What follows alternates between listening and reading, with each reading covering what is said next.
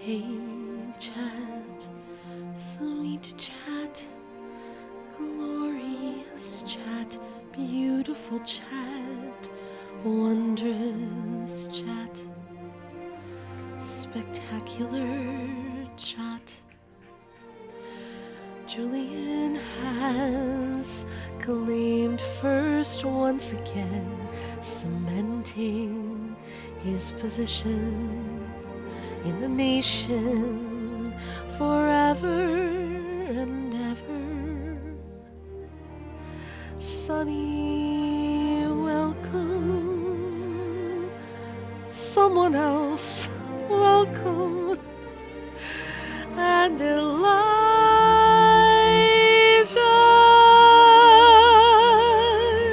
welcome to the stream. I will sing only to the three of you, if that's what it takes. Nemo, welcome. Great to see you on this Saturday. Hey, sweet chat, good chat, lovely chat. Welcome in, my friends. Welcome to the stream. Welcome, friends. Even if I only have 4 friends, that's actually, you know what? That's okay. That's okay. We can live in a world with 4 friends, right? We can live in a world with just 4 friends. We're all huddled in a campfire, and MJ's on a rocking chair telling us a story. That could be what's happening. That could be what's happening. Friends, friends. How are you all today? All 4 of you.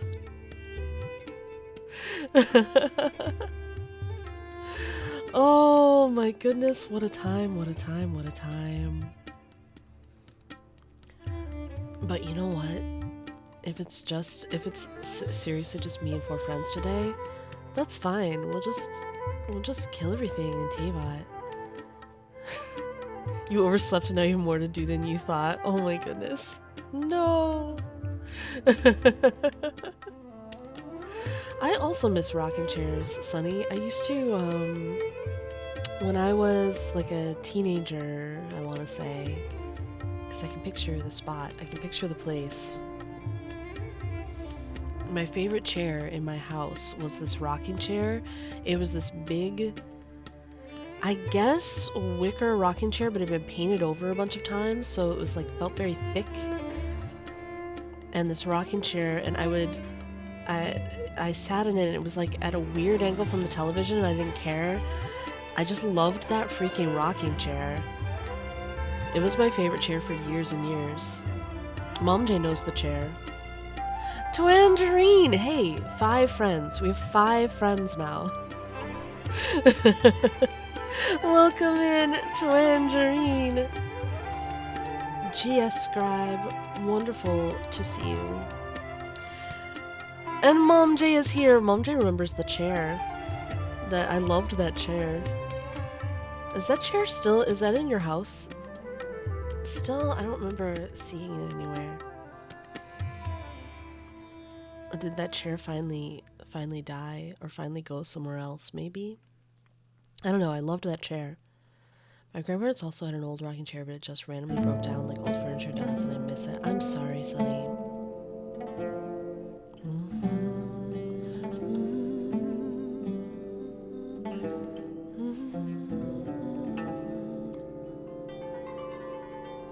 You're trying to remember what happened to that chair?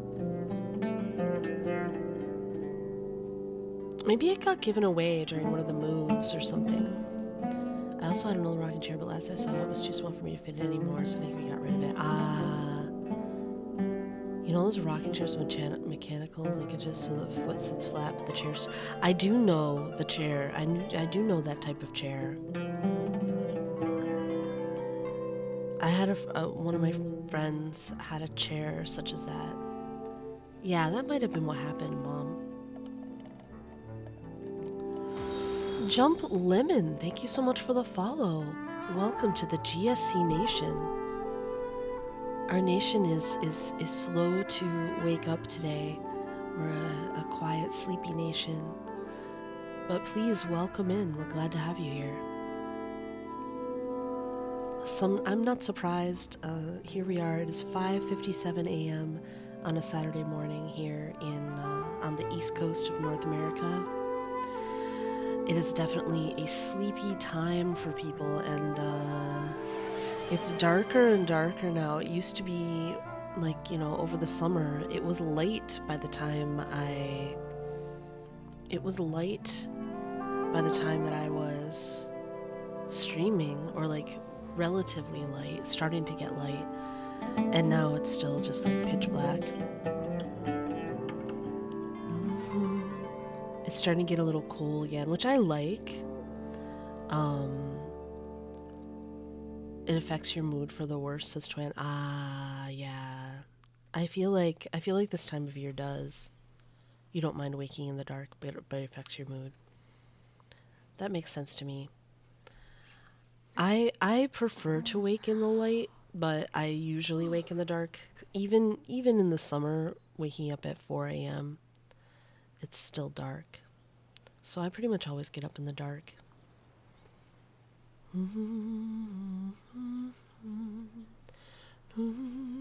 You just like being at microwave temperature.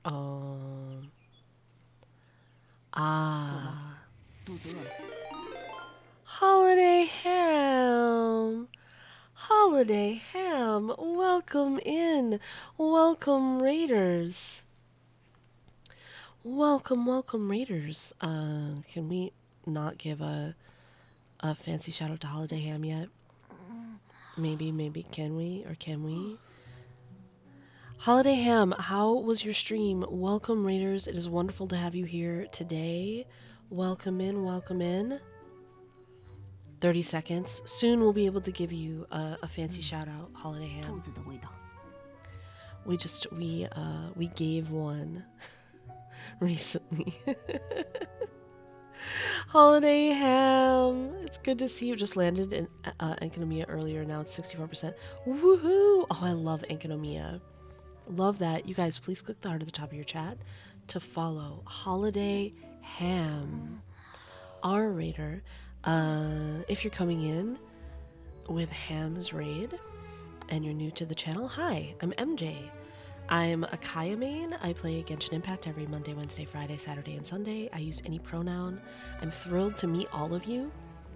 I'm playing Razor today. I'm playing the Thundering Furry team today, largely out of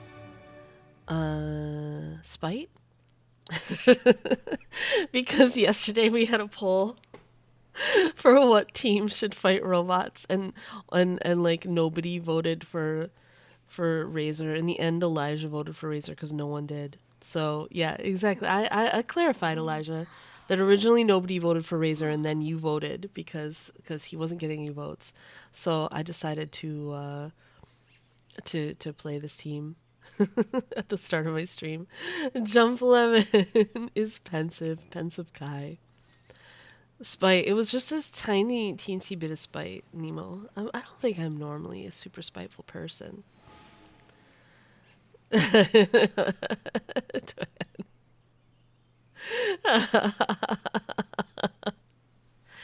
it's not Razor specifically necessarily himself. It's this team is so good.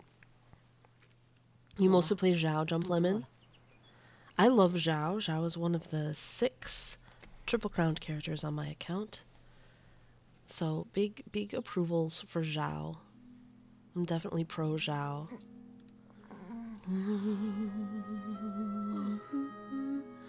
Who does everyone else play? Razor was your first team before. Was Shincho? Ah. All right, so Holiday Ham, I'm playing your original main, kinda.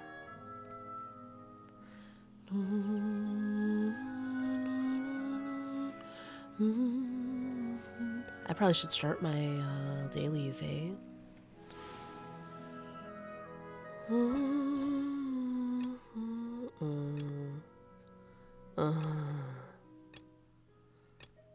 There's almost none of these dailies I actually want to do.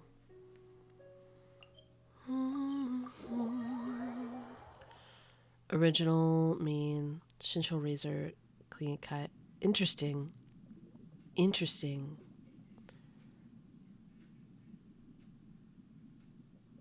Can't sit down for so long, it takes a while to level them. Yeah. Now only clean remains, I see. Shelly! Pro feet. Shelly, how are you doing today? I will take that care package. And mods, you should take one too. Maybe I should free the Discord. There's lots of folks in here. And at the beginning of stream, we thought we were just... It was just 4 people. Then Nemo showed up. Then Tangerine showed up. Then Jump Lemon showed up. Then Holiday Ham came in with a raid. And now Shelly is here. Now Shelly is kind of here. Shelly's sorta here. Kinda sorta here for a moment. Doing meh? Oh. I am sorry to hear it. I'm so sorry to hear it.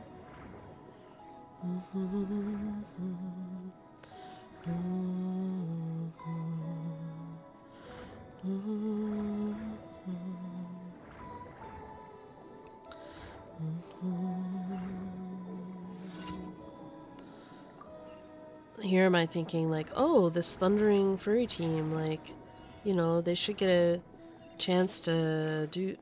do some fighting, but all the commissions are not fighting. There's maybe one that's fighting.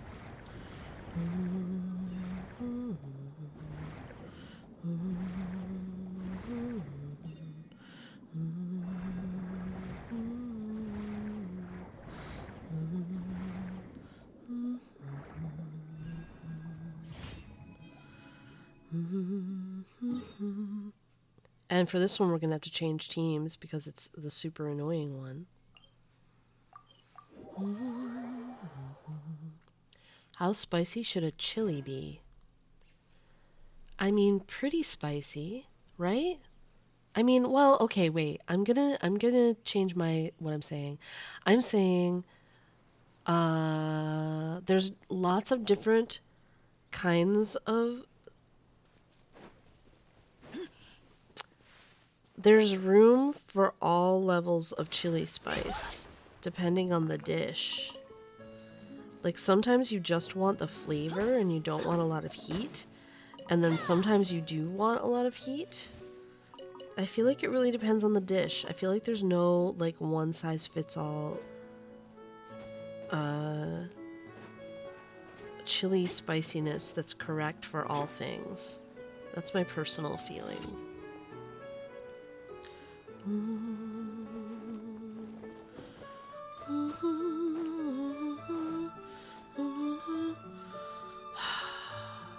I hate this so much.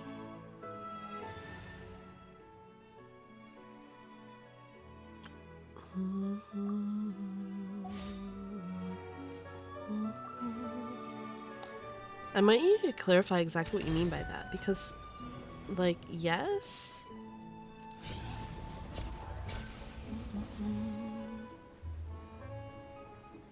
I hate this. I hate this. I hate this. I hate this. I hate this.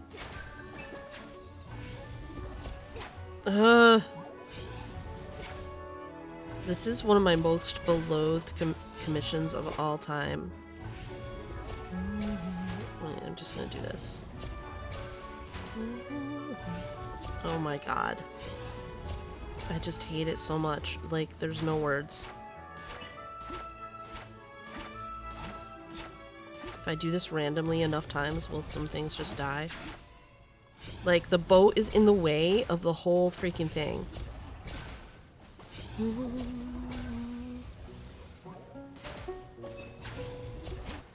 And aiming mode on the phone sucks. There's literally nothing that is fun about this. I hate this commission. I want it to die.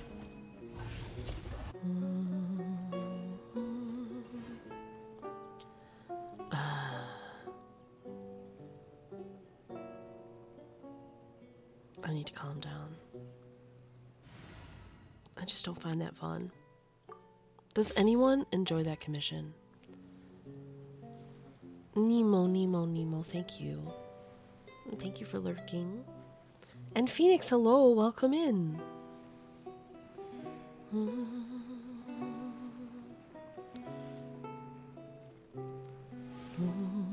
Bye bye, Shelly and Nemo. I just disenjoy it.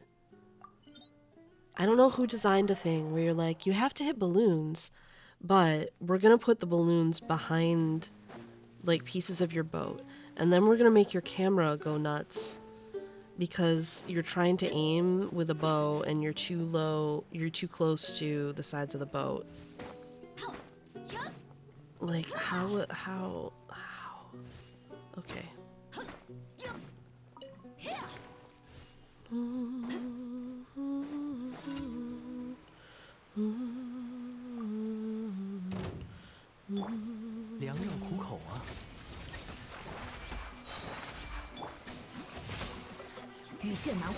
Like, I just want to be able to do fights. That's what's fun.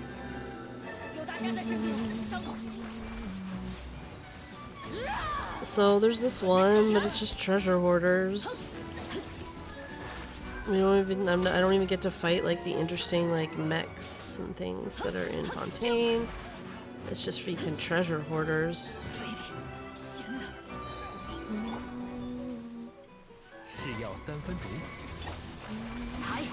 Am I cranky?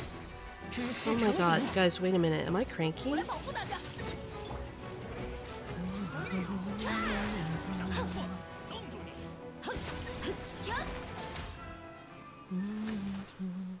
I don't think I started out cranky. I think these commissions made me cranky.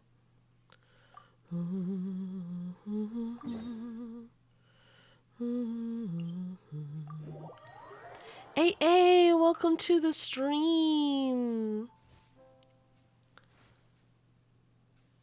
Mission not the best, but bearable. It really, on mobile, it's very bad. On mobile, that commission is just torture. It's just not, it's not fun. It doesn't work well.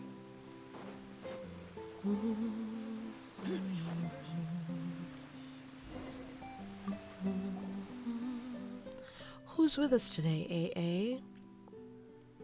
I'm trying to get unannoyed. I need help getting unannoyed. To get unannoyed, all you need is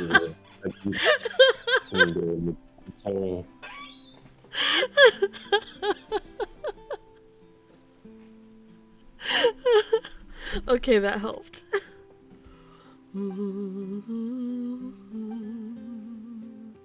Ari, welcome in.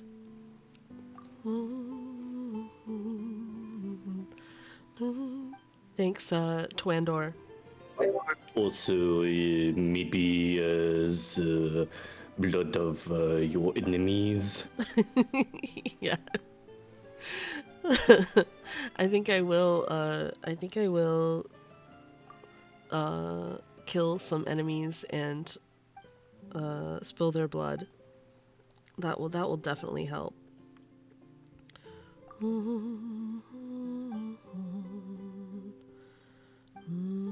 No, do not spill the blood. That is very valuable. Yes, you're right, Twandor.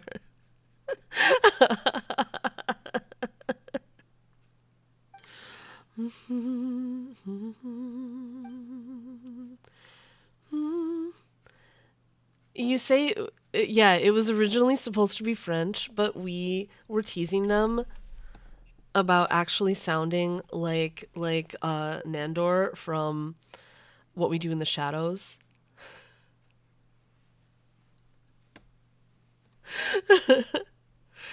And so that's how they became Twandor.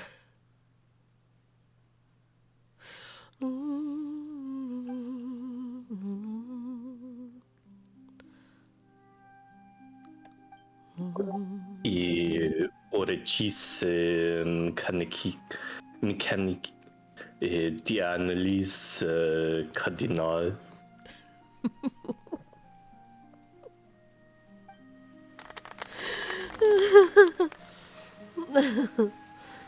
I don't even know what I'm doing on this commission.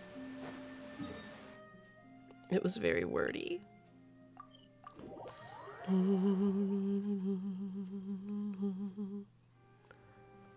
So many vowels, why? I agree. That is my question as well.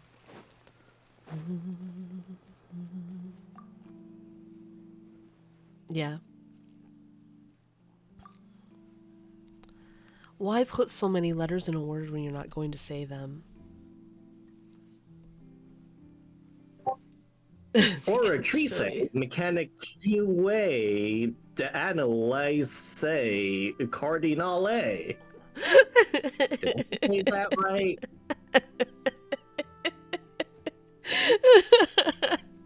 That was perfect. That was perfect, Twin.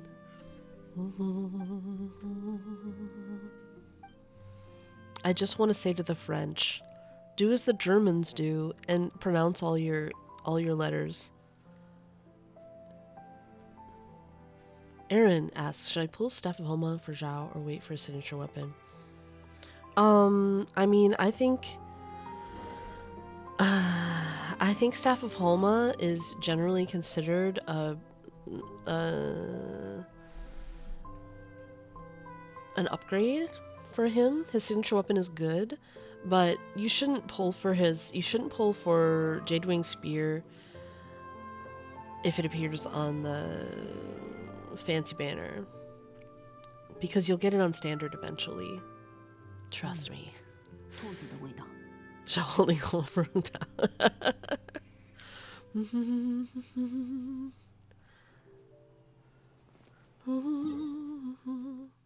Tuan, are you looking to get a voice acting gig with Hoyoverse?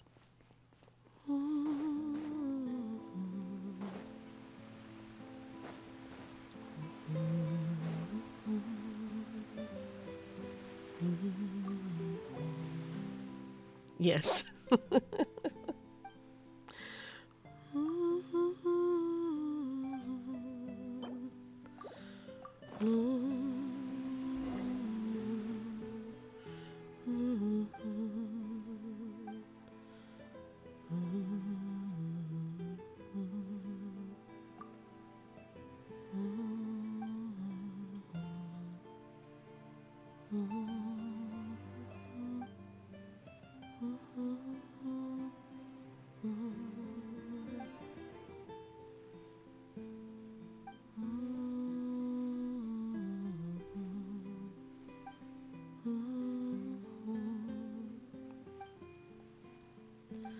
Oh my.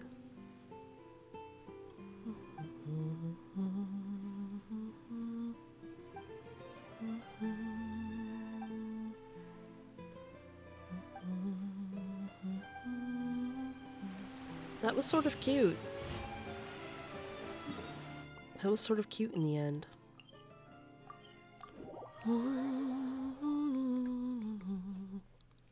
Imagine Twandor. That would be amazing.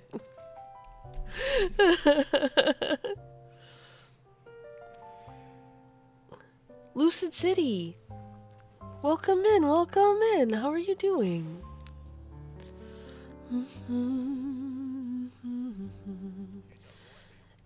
A 1,000 Floating Dreams worth it?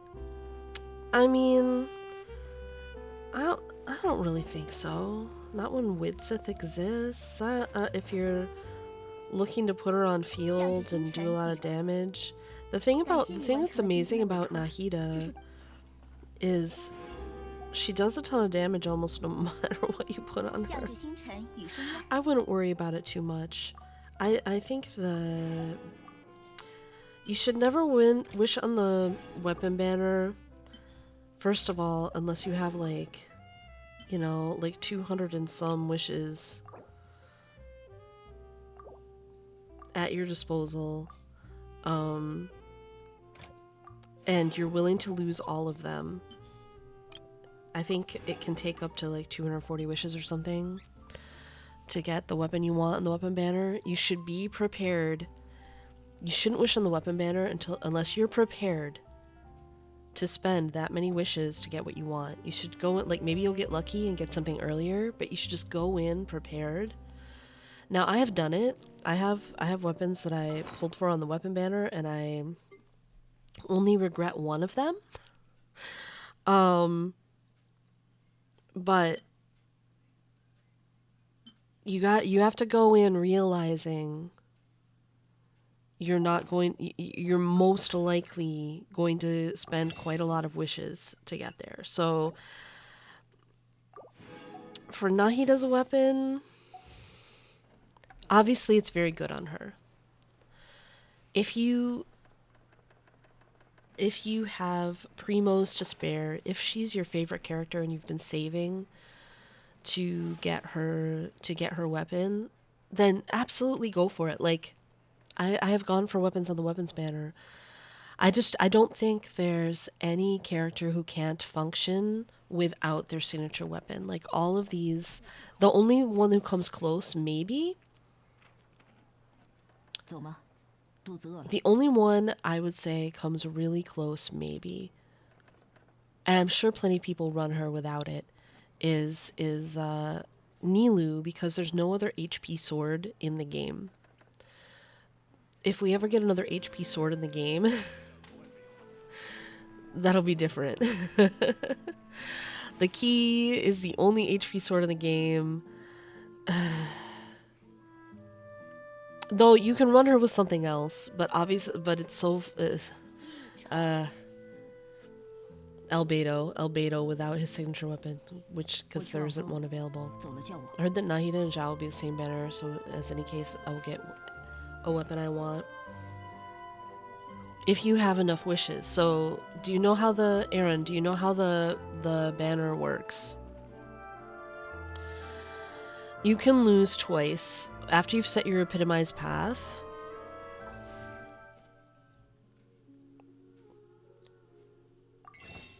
What am I doing? Epitomized path. No, weapon banner. After you've set your epitomized path, you can lose twice before getting it. You already got Skyward Harp. Yeah, but the epitomized path resets every time. So it doesn't, the pity doesn't carry over. The epitomized path pity doesn't carry over, is what I'm saying. So even if you already got one off banner that wasn't what you were going for, when the next banner comes, it's gonna reset and you have to do it all over again. Epsi Psych says there's a 4-star. Oh wait, do we know that? Is that official? Is that leaks? We know. Wait, oh, if it was announced, then we. Epsi Psych. The timeout was premature.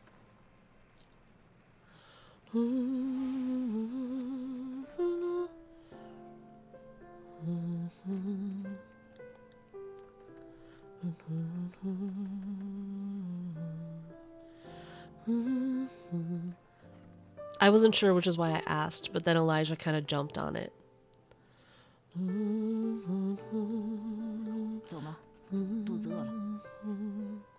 In which case, maybe the key becomes less valuable. I don't know than it was. But generally speaking, I would say there's no character who absolutely requires their signature weapon to be good in the game. So only wish on the weapon banner if you're ready for that. And definitely, Aaron, if there's 2 weapons you want on the banner, that's the best time to risk it. I went for Linny's weapon, and I wasn't at all sad to get a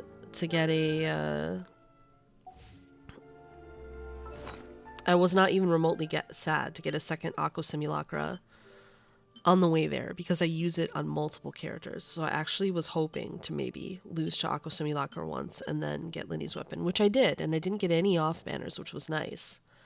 I got exactly what I wanted.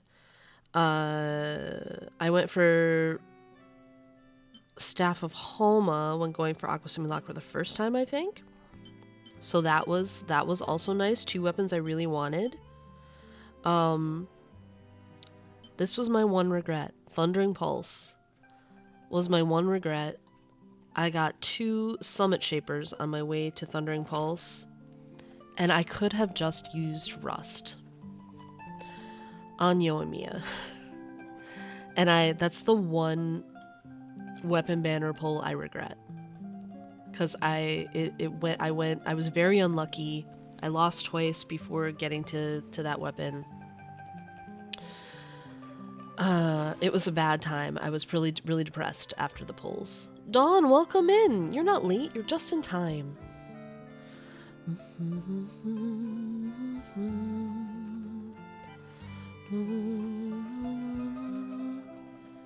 Meanwhile, me pulling on every red horn to spare. Oh, Tangerine, yeah. Anyway, so if you're gonna ask me ever, is such and such weapon worth it for this character? I'm gonna say probably not. But if it's a character you like manage, you have to manage your own risks and your own your own primos. Like, I do a lot of saving. I'm a saver, so right now I have a 211 wishes, and I'm gonna be really careful about how I spend them. I'm going to be very thoughtful about it. uh, but I skip a lot of characters, and I don't go on the weapon banner very often. And I absolutely, after the Thundering Pulse experience, will never wish on the weapon banner, no matter how much I think I want the weapon, if the other weapon is not one I want. Like, yeah, I've been using my Summit Shaper on Kaching, works fine. I wish I had Mist Splitter for her instead. Would I have had enough wishes to go for Mist Splitter the last time it was on the banner if I hadn't gone for Thundering Pulse that one time? Maybe. I don't remember what it was across from, though.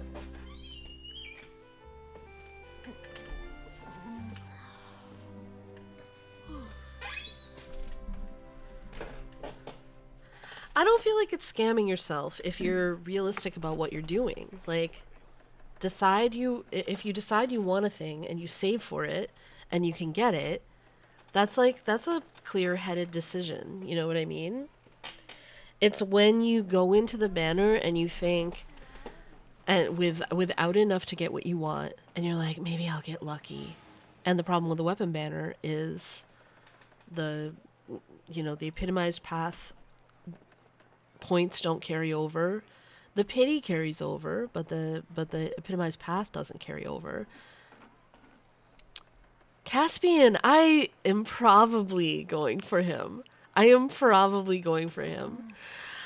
been like kind of hemming and hawing over it. I'm so kind of hyped up about him in the story. And with what I have, I always get the Archons. So I definitely want to get Focalor. I'm going to want her. Archons kits tend to be pretty evergreen.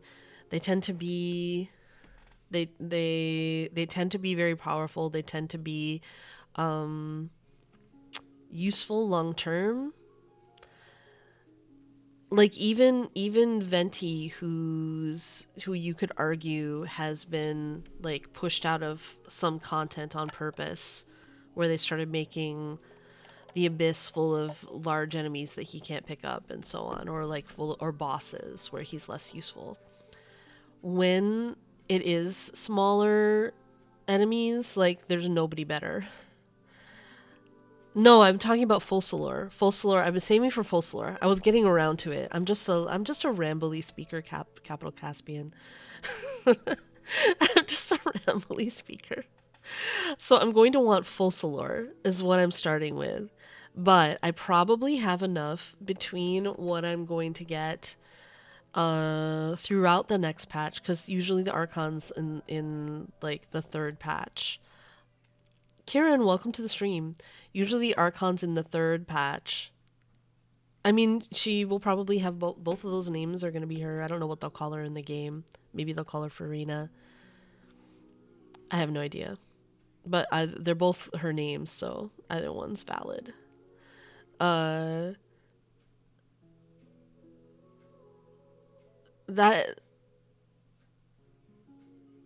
isn't, well, I guess she probably will, but that's not the pattern the others use. I don't know. Raiden Shogun isn't called A, so I don't know about that for sure, but maybe. Regardless, what I'm trying to say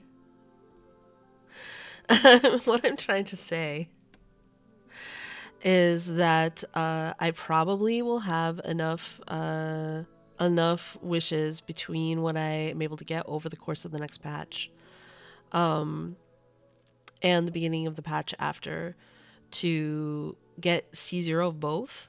If I don't try to get fancy, if I don't decide I want weapons, if I don't decide I need constellations. So I'm still thinking about it.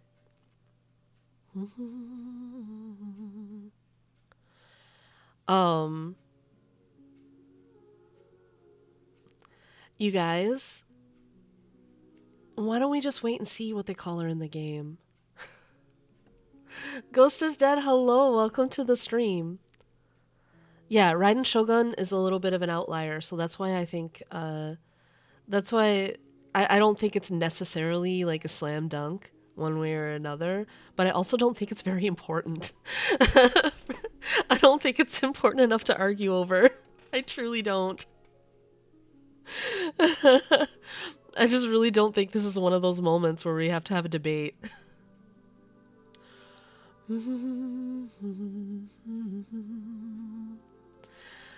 Can we, you guys, can we like stop being pedantic with each other and just chill a little?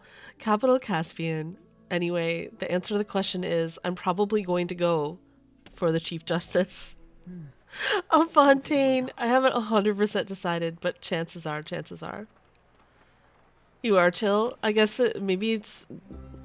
I've had so much experience lately with having to mediate, feeling like I like I was in a position where I was stuck having to mediate conflicts in the community, and I'm a little touchy about it, you guys. I'm a little touchy about it.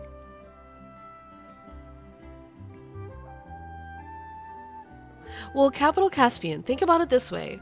There's a couple ways you can decide who to spend your wishes on. Think about it this way, okay?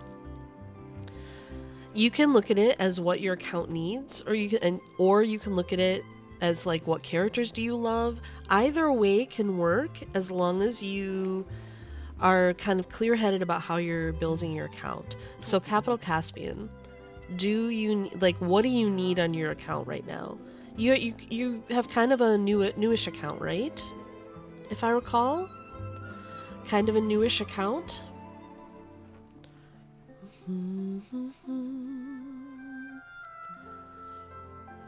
Like you might want a character who's going to be able to play across a lot of teams. So you need everything. Okay, you don't. Oh, so what's your hydro situation on your account right now? I'm thinking of I will probably play Nuvolette, or at least I'm thinking about playing him on either a taser team or a Hyperbloom team. It would be fun to have a taser team though, because I could use Beidou. You have Shincho. Okay, so you already have the real Hydra Archon. Yeah, a taser team. Actually, taser won't work super well with him, will it? Because he's doing charged attacks. Because for it to be a taser team, you really have to have, like, officially, you have to have official on it. Officially official. And she does work better with a normal attack character. Officially.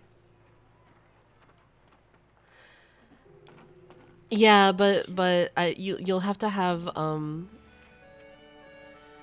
I don't think that Nuvolette does anything off field. So he's gonna have to be on field for a lot of it.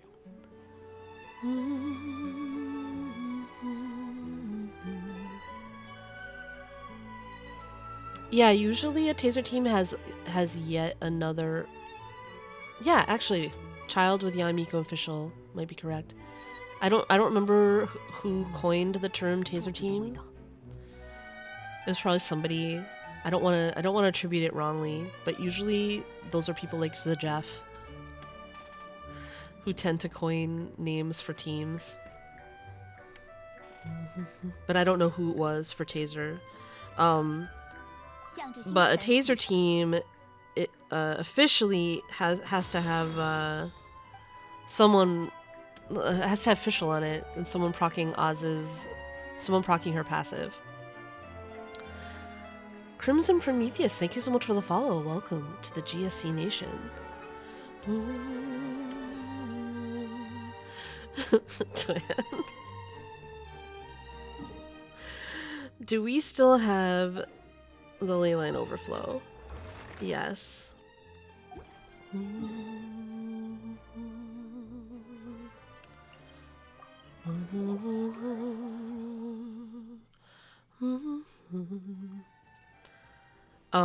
There are those who will call any electrocharge team a taser team, but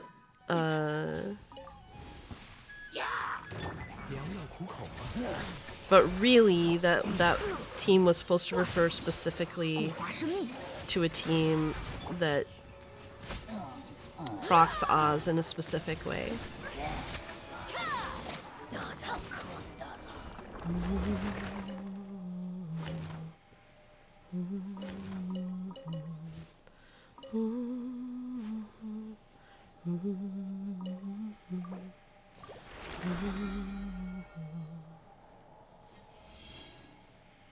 Ah! Do you still use the name AJ or no? What should I call you now?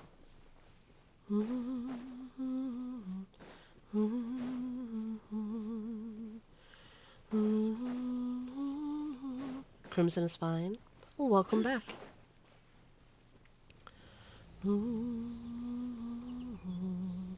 Speaking of child, needs to test him with an EM goblet over hydro damage. Most of the damage dealt is electro. I think you'd still want a hydro damage goblet on him.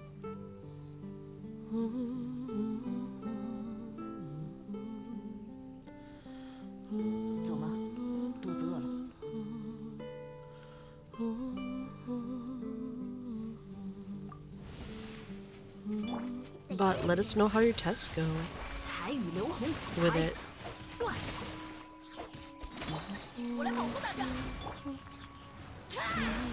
Oh, I did that in the wrong order.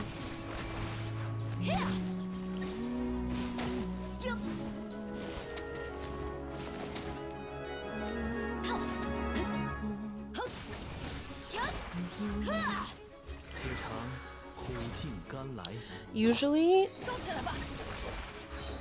I feel like usually when theory crafters recommend switching out something for EM, they would switch the sands before they would switch the goblet. Unless the character in question is the one proccing the reactions.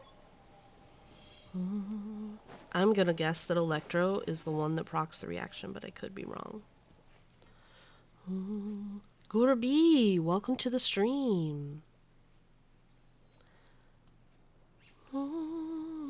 Yeah, I think I remember you, Crimson. What's the best battle pass weapon? Really depends on the weapon type. Most of them are good. And like what characters you play. Best battle pass weapon is the one with the most drip. Are you trying to decide which one to choose right now? It's really gonna depend on what, like, who do you play? Like, your main damage doers. Who are they? What do they do right now? I think for Capital Caspian, we need to get to the heart of the matter. It's a new account. So, like, starting from scratch, I'm assuming you've never had any Battle Pass weapon, right?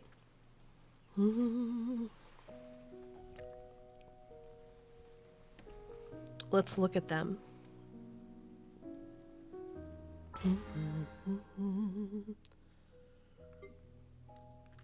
So, if you run a sword user, I've been told that once you get an R5 of Wolffang, it's like basically really close to putting a Jade Cutter on a sword user. So, like, this is an extremely good weapon if you're sword main. For many, the battle pass weapons are the same every battle pass, yes. And they just added a new slew. These are the original ones, and they just added all of these new ones. And they're pretty interesting. Actually, if you go to our Discord, Capital Caspian... Oh.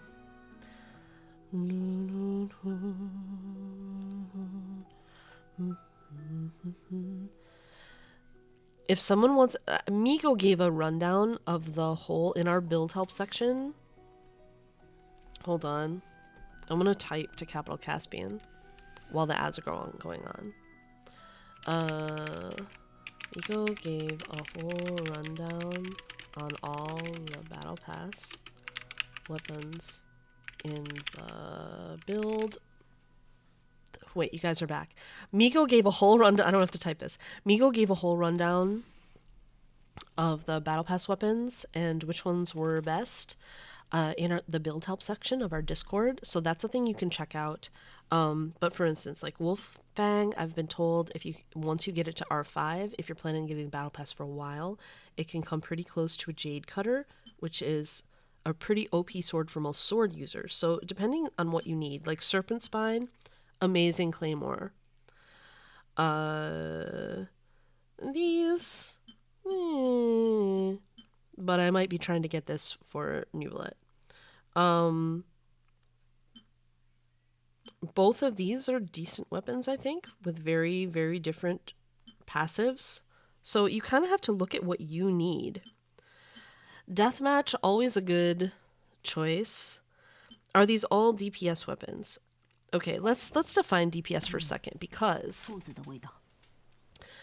a lot of your off-field damage doers are going to do a ton of damage. So, like, I would say the vast majority of the characters in the game are doing a lot of damage and should be considered part of your team's DPS in a big way. Like, we have some characters in the game that really act as hyper carries and like their entire team is just to support and buff them. But that's kind of the rarity. So most of the time, you're going to be putting damage-doing weapons even on your characters who are off-field. So when you say, like, are these all DPS weapons? Like, yes. Bennett, Caspian. So Caspian is your traveler. Shincho and Zhongli.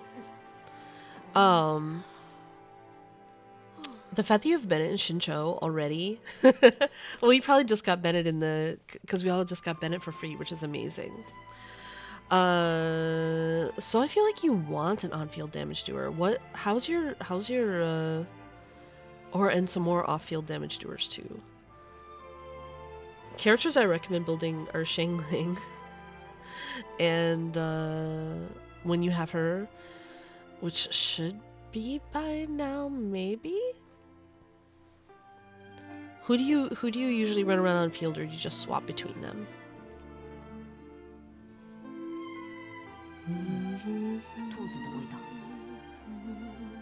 Because like Bennett and Shincho, you're gonna want energy recharge on them, so I wouldn't necessarily put either of these swords on them most of the time, unless you're like using one of them on field to stab things a lot. You have no on field. No, Shangling is off field, but she does so much DPS. It's actually crazy. She does so much DPS. For an on-field DPS, I guess you'll see who you end up pulling, but yeah, off-field DPS is good.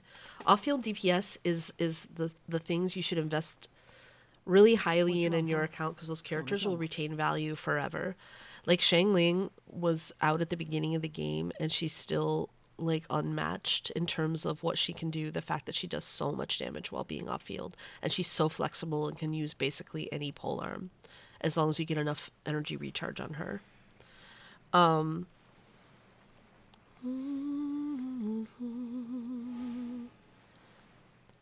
But most of the battle pass weapons, I guess, most of the battle pass weapons are going to be weapons that you would want to put on an on-field character.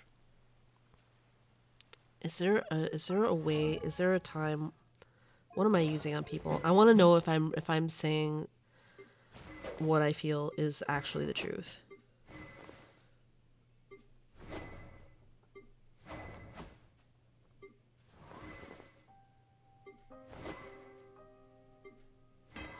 And look at what I have on people and see. Some of people probably have the wrong weapons. Like, I wouldn't actually put this on Jean unless I had her on field.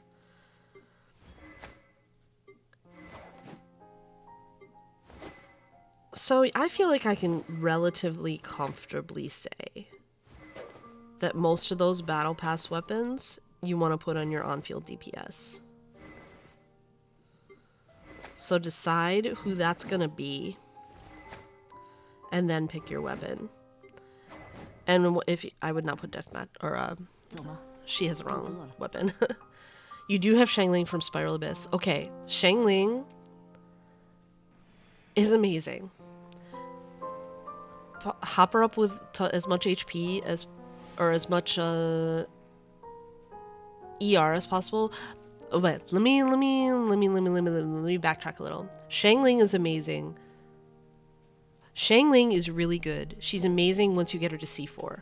How's that? Shangling is really good once you get her to C4, which you will just get over time. She's incredible. And she is an off-field character, though. But you probably, especially, you're probably going to end up wanting to put an ER weapon on her. Most likely. Unless you, because you're an early account, like, you don't have the most cracked artifacts and things like that.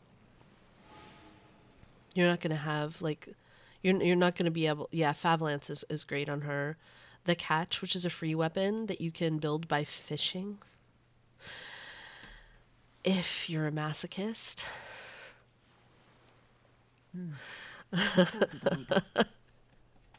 I have the Catch. I just haven't gotten the free. I haven't gotten the pipe yet because I don't want to fish. I fished for the Catch. I hated every minute of it. But sometimes in life we have to do things we don't enjoy to get what we want.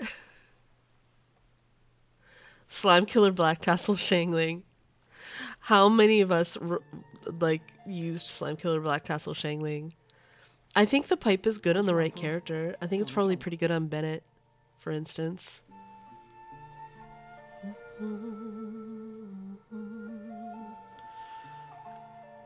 Shangling out there murdering slime. You know what? That does feel like a cannon weapon. I agree.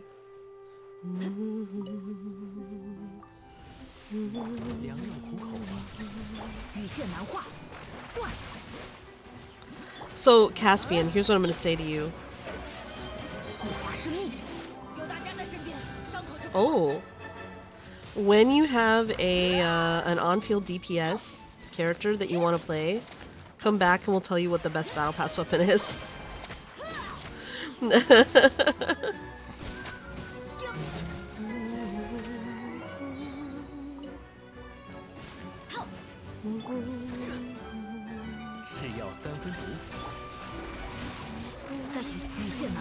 But like I said, Migo did have a pretty good rundown that he put in the Discord in their build help section. Build help I can't talk today. Build help section.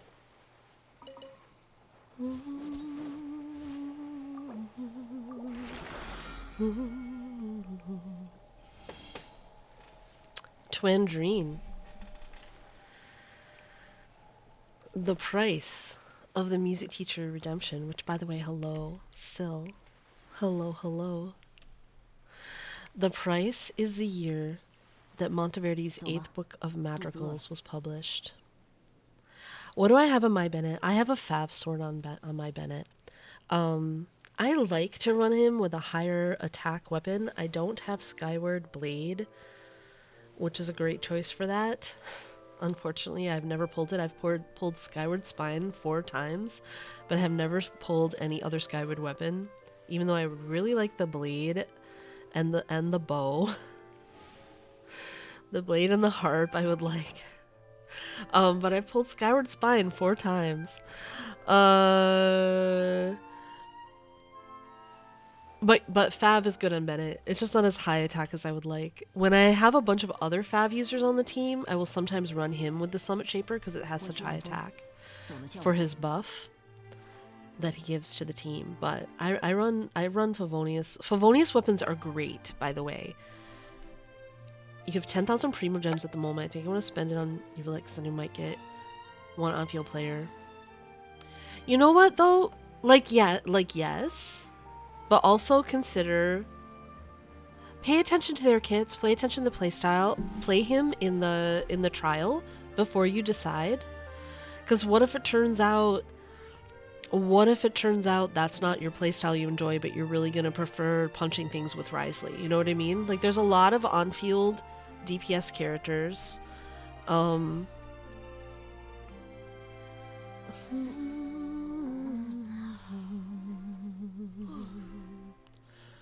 If you have Blue Fate switch on the standard, yeah.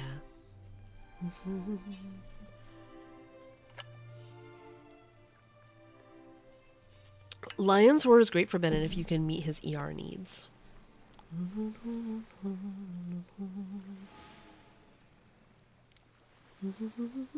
He's not really a damage doer though. I feel like you want high attack. I mean, he can do damage. I'm not saying he doesn't do damage, but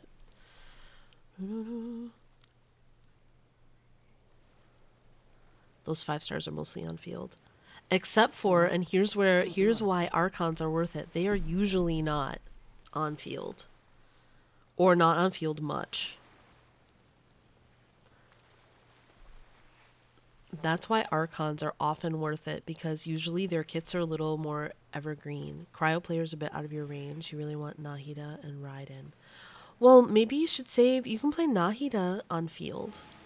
Maybe you should save for them.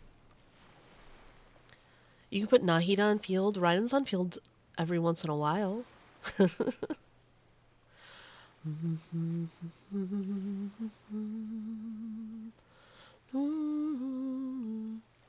I say this as someone who's like, I'm probably going to pull for Neuvillette.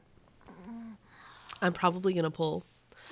So Syl, I know I owe you a music teacher. Redemption. We're getting a really slow start in the stream today.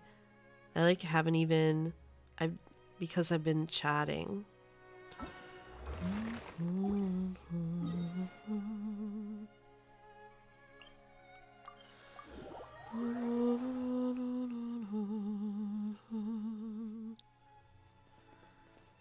Okay, I love Noelle, but I'm gonna give legit good advice to a new player.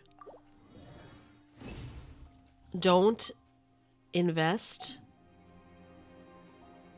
in Noelle on your new account unless you really love her.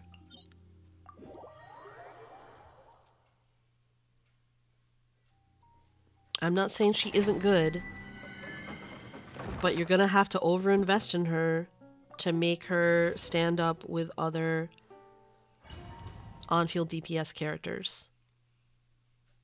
Oh no, Twan. Not again. Noelle is good. Noelle is great. However, if you are looking, as I think you are, Capital Caspian, to build a strong account, that is not where your investment should be going right now. So don't listen to people.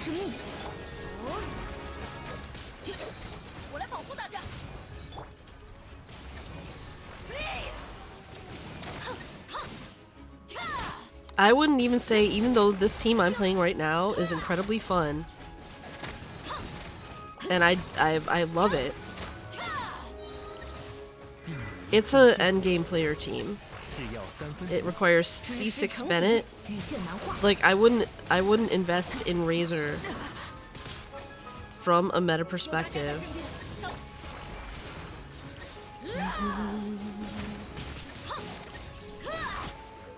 Though, to be fair, he's very low investment in this team. He's the lowest investment on this team because you don't even need to build his talents, really. Noella's so nice, but definitely requires investment. Yes, she does deserve it, but like... She does deserve it, but when we're giving advice to new players, it's bad advice to tell them to build characters who aren't going to beat the game for them without high investment.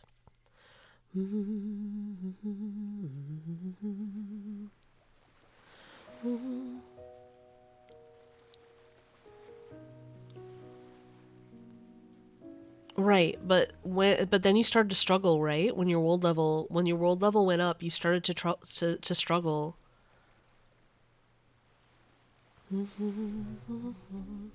I just don't think it's a good investment. If you're only ever going to play in the overworld, sure.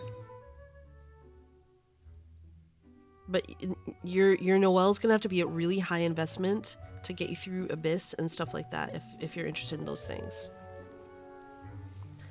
You're struggling with all your characters, not just her. You guys, I'm not saying Noelle is bad, and I'm not saying don't build Noelle. I'm saying if we're giving advice to a new player, I'm not gonna say throw all your limited resources into Noelle. It's just bad advice, you guys. Like, seriously, be honest. And I'm saying Mr. GSC, Noelle was his first DPS, his first main, and he loves her. But Capital Caspian has Zhongli. Also, like, Noelle, her shield downtime is significant. I don't honestly think she works very well as a budget Zhongli. Her shield downtime is so significant. I feel like there are other damage mitigators that can take up a slot on your team. If you're not going to play Noelle on field, I don't think that I don't think using her as a support is the best. One place where she can really shine on field without investment is as a hyper bloom driver. Because she'll heal up your team. She can heal up your team and deliver the hyper blooms as long as all your hyper bloom is off. Everyone does have different playstyles, yes, still. If someone's asking me how they should spend their precious resources at the beginning of the game, you gotta ask people's questions, and you can't tell people. I'm not gonna advise people. I'm not gonna advise people to build characters that they're gonna have to invest heavily in later in the game. If you love Noelle, build Noelle, and you can build a team around her. Gio's in a really bad place in the game right now. Capital Caspian already has Zhongli. It's just not good advice, you guys. No, it was my watch. Like, don't, like, advocate for your faves, but don't lead people down a path that's gonna be filled with regret for them, unless that's also their fave. You build Noelle because she's your fave. And it's totally worth it. I'm a Kaya main, you guys. I understand this. You build because they're your fave, and you overinvest, and you build a team around them, and you say, Pshaw, I don't care that what they do is kind of not powerful in the game right now. But then you don't just tell other people who don't love that character like as much as you do to build them. Like, you know, that's all I'm saying. It's not good advice. It's not good general advice. Okay, I'm gonna take a break because I feel like I need one. And we'll do the music teacher when I come back.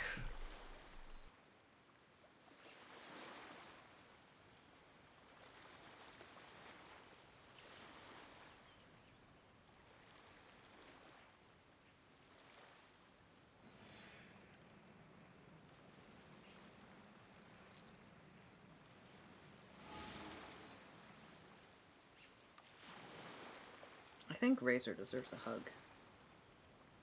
He does. He deserves a couple of hugs, actually. I think everyone in Mondstadt should hug him. Maybe And Leoi, too. I think make that a revision holder. Okay, yeah, you're right. The NPCs don't deserve to hug Razor. Sure, Razor deserves the hugs, but the NPCs don't. Whoops, I dropped scissors.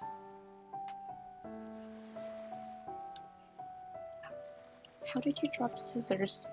They were on my lap, and I readjusted myself, and then they fell to the floor. Why do you have scissors? because I have duct tape. Does that answer your question? Yag.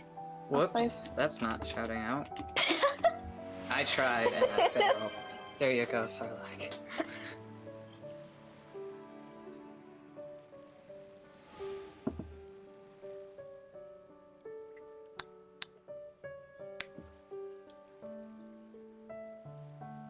I don't know what to say to Razor. There's not much to say. Woof woof I would bark just bark hug woof him. woof woof bark bark bark. That's speaking his language. I took the care package. Does soup count for the care package? I think so. I have apple juice, so I think I hear fish meowing. do you? 我去望风，走了叫我。 You do. She's just standing in my doorway. Not coming in. Menacingly? Never mind. There she goes. Ah, Oopsies. I think she craves the... I can't say it. It'll get her attention. Yeah. the TREATS. No, the other one. The normal one. The FOOD. 怎么？肚子饿了。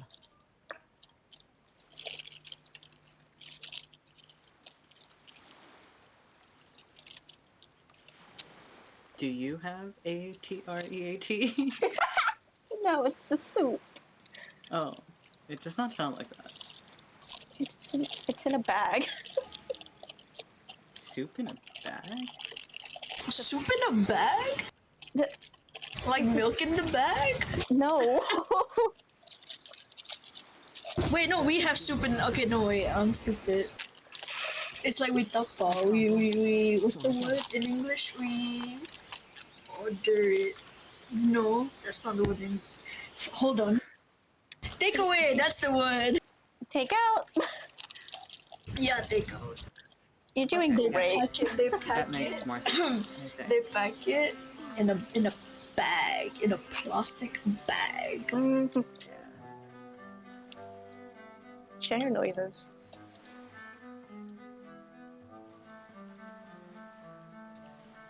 Fish is too quiet. This is unnerving.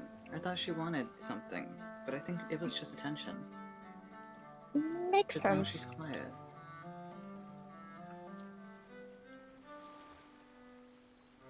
Send you back. Hum to my music. Do it, coward. No, it's Dodie. I'll make everyone sad.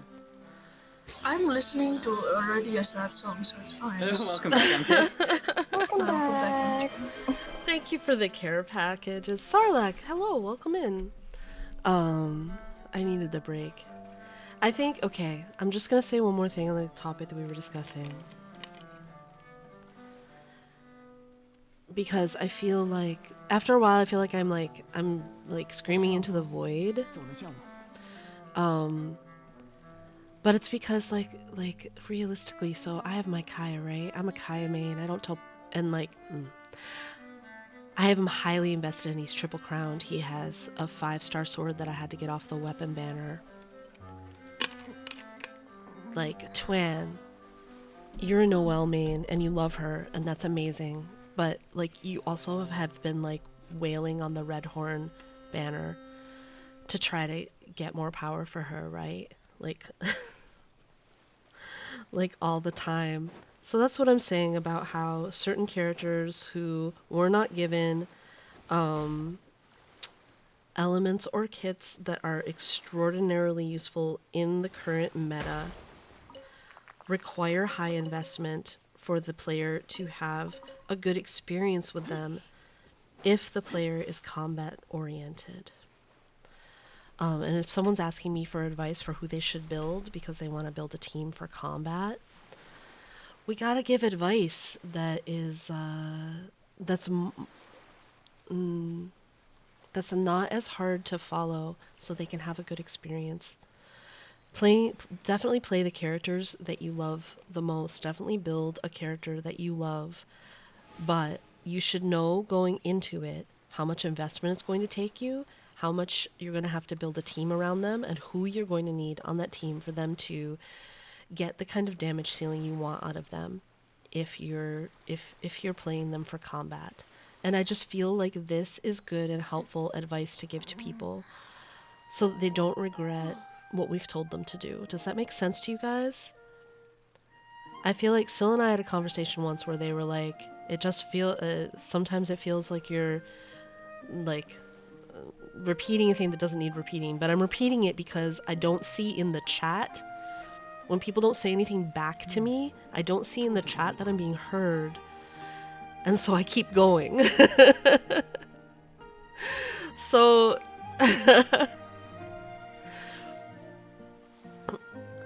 and I hope that everyone can see that this is common sense good advice for people, and that if someone asks me for advice as a streamer, I feel like I need to give that advice in good faith and like really, really help. And that's why I don't tell people build Kaya.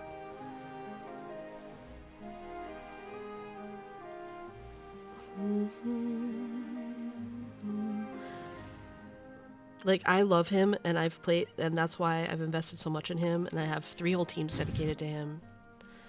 3 whole teams dedicated to Kaya, because that's how much I love his playstyle, and I love playing him, and it's worth it for me. But I wouldn't tell anyone else to do it, because his kit doesn't support the way I like to play him as an on-field DPS, the way he ascends on energy recharge. Even though his normal attack multipliers are really good. The way that they built him, they definitely built him to be a character who functions better late game as an off-field damage doer, as an enabler for certain reactions, just for his burst. And so that's why I wouldn't advise anyone to like invest super heavily in him.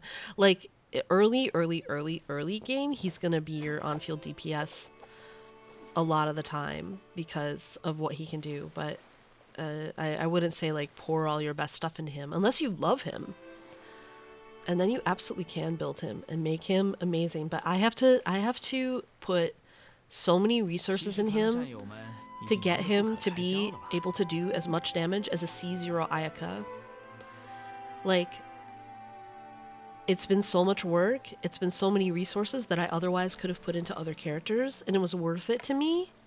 Just like it's worth it to Twan to throw all their resources into Noelle, to save all their primos for every time Redhorn reruns, you know, like it's worth it.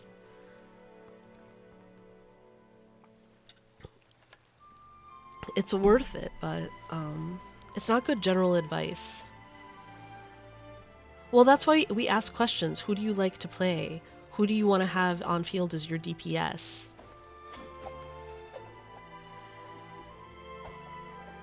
Yeah, Ayaka is a cryo DPS from Inazuma, so keep that in mind if you end up pulling for her at some point. She does have downsides to her kit, but her biggest downside, if you're a new player, is whether or not you've opened up Inazuma and can farm for her and build her properly. But she has an incredibly powerful burst, and she can do a ton of cryo damage.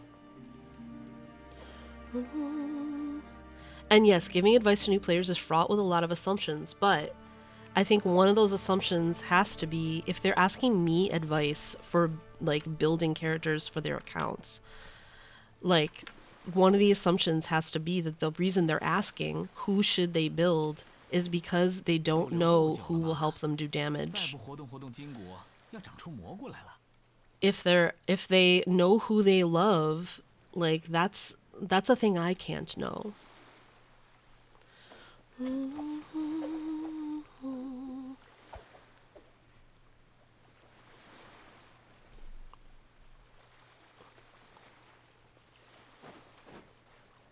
But if they're asking me for advice, it's because they don't know what to do. You've reached Inazuma Land, but you're doing side quests and preparing for World Ascension.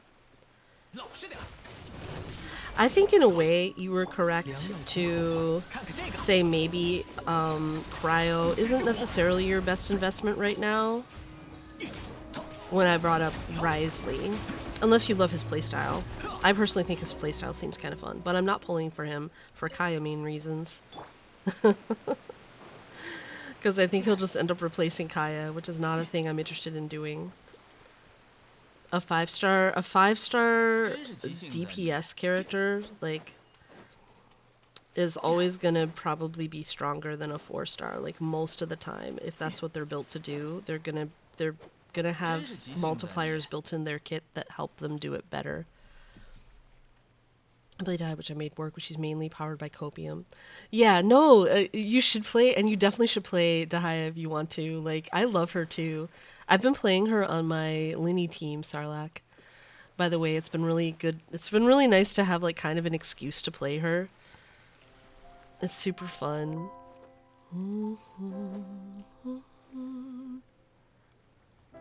And yeah, Ayaka is Cryo.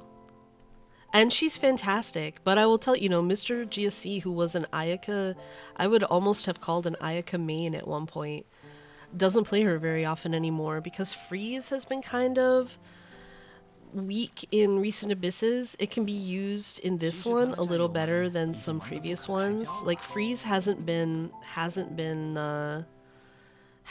great lately.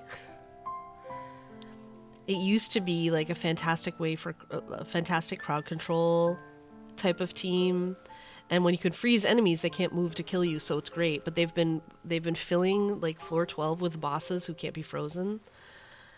Bosses can't be frozen, so that's the thing.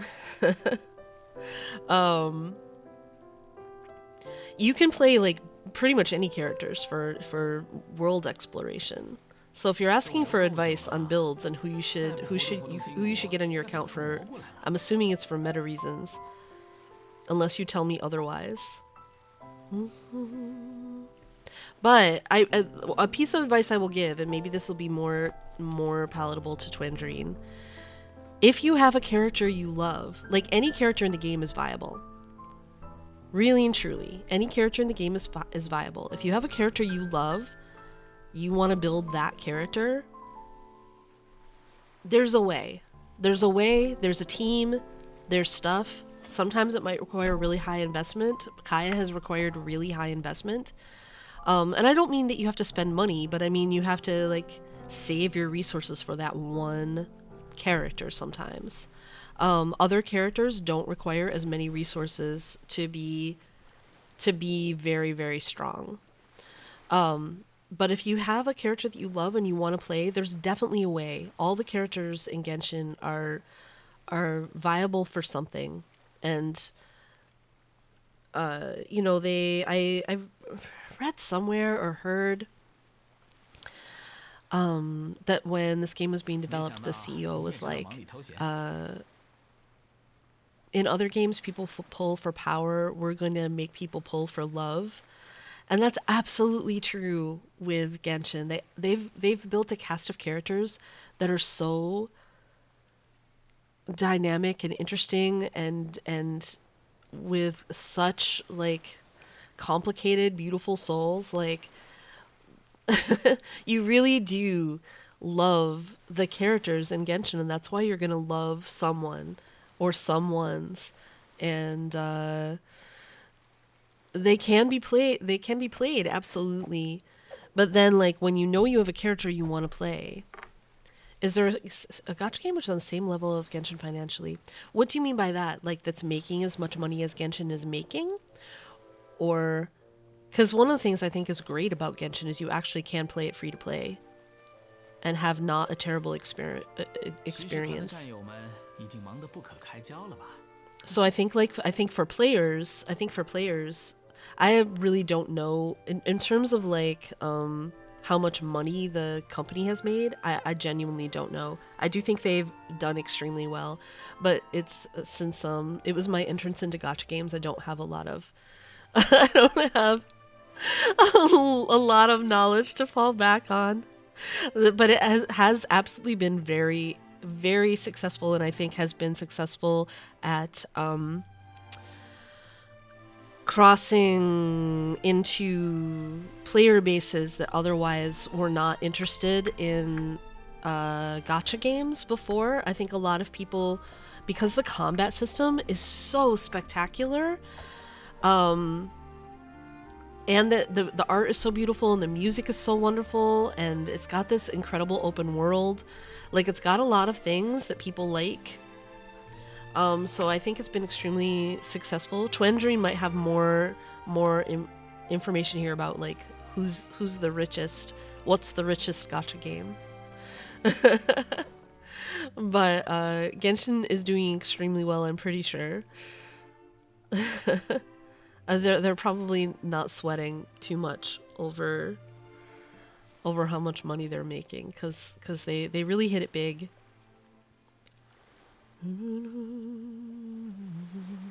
Is it number one? Twan knows the answers.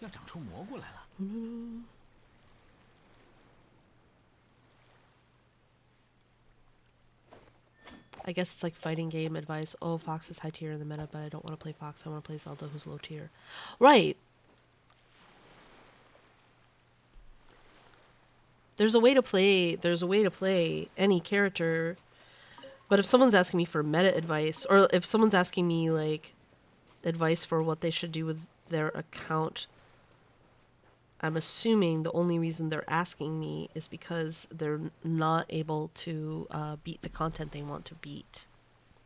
Zhao, hello, welcome to the stream. Your heart is the richest when you're in a GC Nation stream.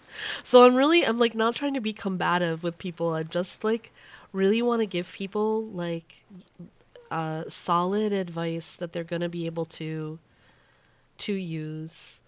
And because I love this game so much and I want people to have a good experience, and like I don't want them to quit out of frustration. Like I think Syl quit out of frustration a few times, and it wasn't always over. It wasn't always over like struggling in the game. But I think for a while they were really struggling in the game. Like Syl, if you're still there, I remember you just like trying to get through an artifact domain one time. And the problem was your team wasn't built.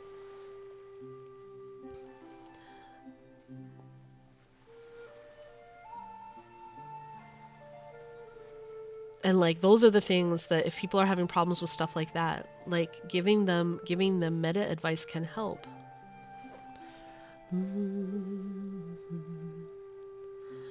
But I do owe you guys a music lesson. I'm not sure. It was for Syl, who I'm not even sure is here anymore. They might have gotten fed up with me and left, but let's see.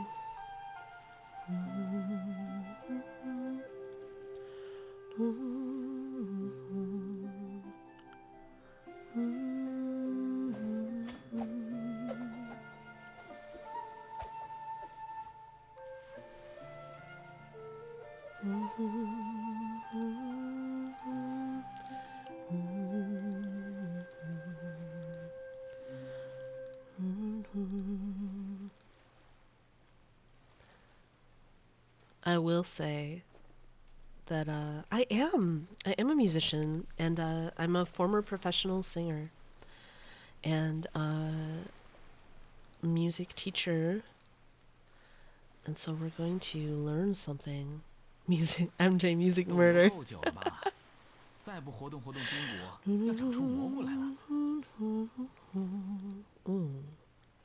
A thought. Perhaps today's music lesson will be less of a lesson and more sharing something beautiful. I was thrilled to note that one of the NPCs in Genshin is named after a favorite French composer of mine, who I feel has never gotten enough attention. I'm not gonna pronounce French names properly, but she was the only female member of the Six. Her name was Germaine Talfer. I feel like out of all the other folks in that group, so the Six was like a group of composers. They didn't necessarily form together on purpose. I feel like they're their image as a group of 6 was kind of formed by the media in a way of the day, because they were 6 composers doing who all did know each other, but like were doing similar things in music at the time. And but she was the only woman in that group. And when you look at just like X Factor and I feel like she's never been taken that seriously. It's over the years, like, it's been difficult to find professional recordings of her work. But she's so worthwhile. So, and I was thrilled to see her show up. If you came across an NPC named Talifair in the game, so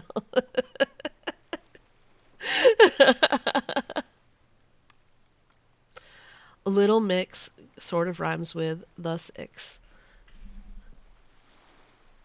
没想到你也知道忙里偷闲。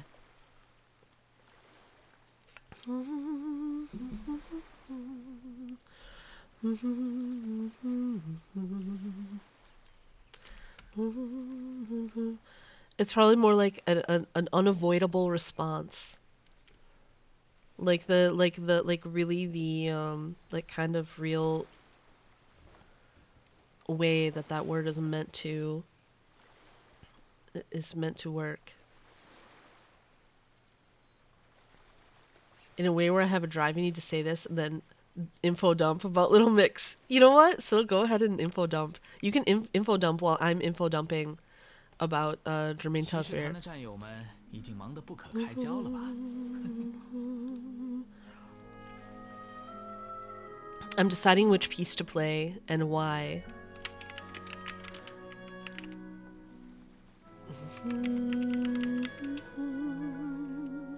Some of her work, if you guys have ever watched my productivity streams, you will have heard on a playlist, because there is one book that I wrote that the soundtrack in my head for it is entirely made up of French art songs, Jermaine Telfair, and Jeff Buckley. This was when Elijah Corvus accused me of having taste like a middle-aged man. I can't escape it. Stop! I still feel so bad. There are specific reasons why it's those 3 things for this particular book. Very, very specific reasons that make lots of book sense. But the works of Jermaine Telfair are a running thing throughout the book. And it's true. I will never let Elijah live that down. 开交了吧？ Never for the rest of their life. I'll bring it up. I'll bring it up when we're old. I'm already kind of old, but if I live long enough to watch Elijah get old, I will still be bringing it up when they are like rocking on a rocking chair on their porch, complaining about the kids on their lawn. I will still bring up that time.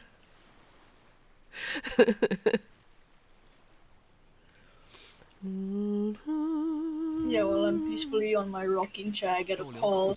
Hey, Elijah, remember that time Remember you that said time? this thing that you meant as a joke, but it hurt, and then you made it was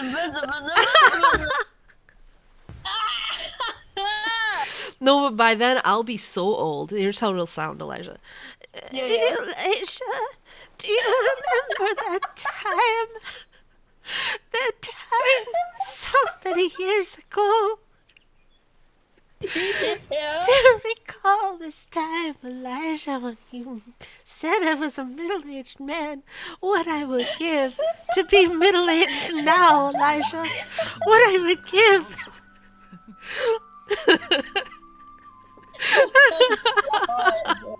I'm Jake calling from the cryo freeze chamber.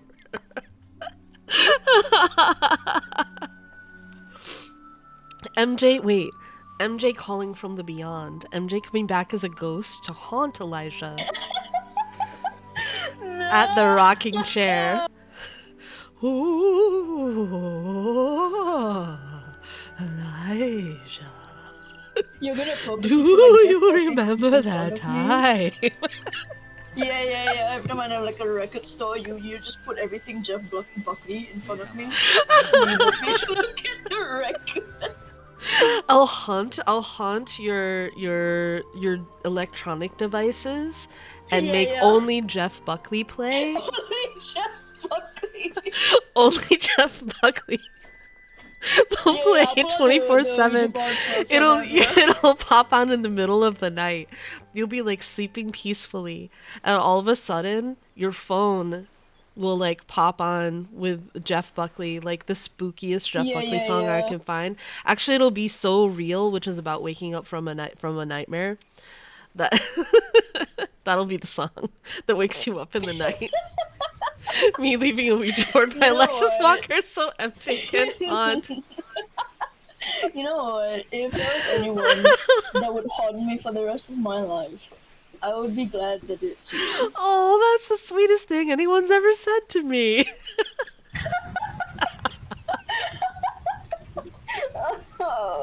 Cloud, good morning. Yes, you did walk into me threatening to haunt Elijah.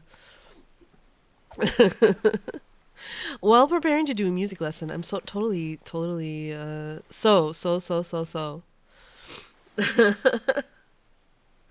I'm deciding which piece. So Jermaine Telfair, I think totally underrated. So I think what I'll play.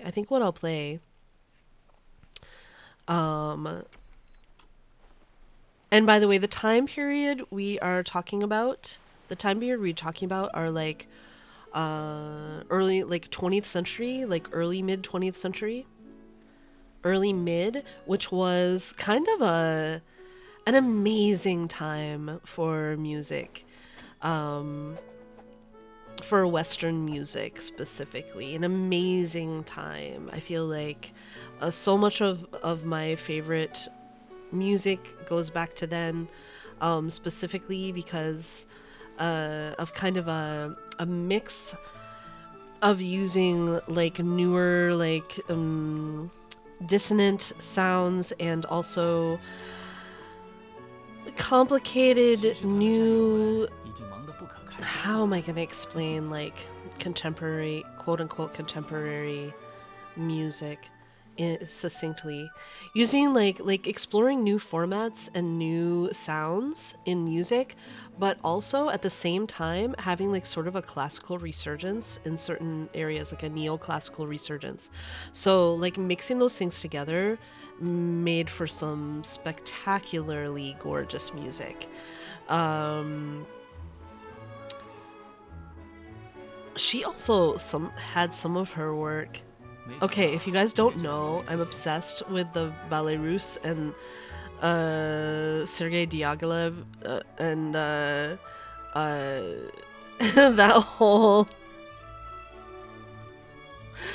that whole period of ballet. I'm like pretty obsessed.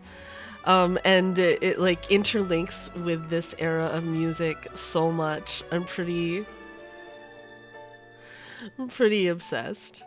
But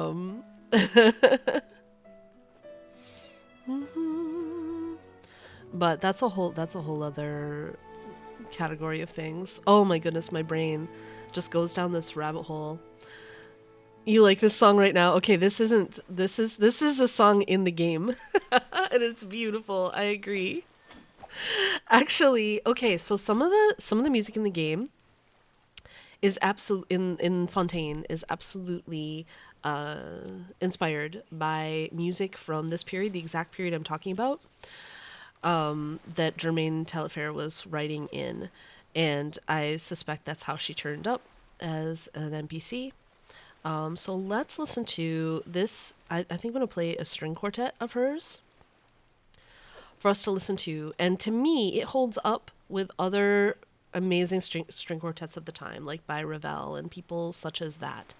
But it didn't get the same amount of attention at all. I think because of misogyny, but that's my take on it. Let's listen to this string quartet, and there's 3 movements of it by Germaine Taillefer. It's freaking gorgeous.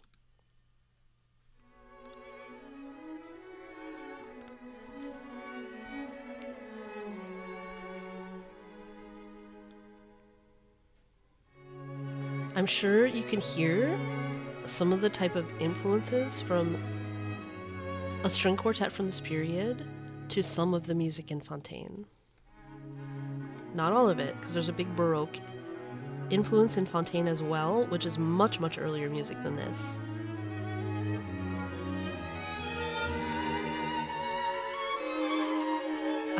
Listen to the beautiful dissonances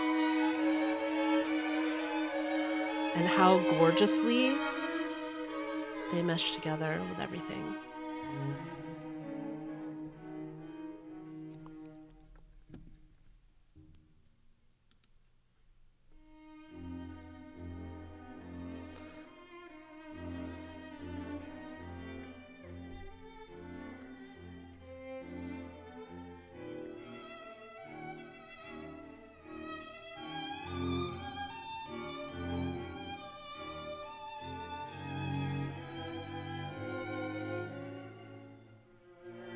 The tension there.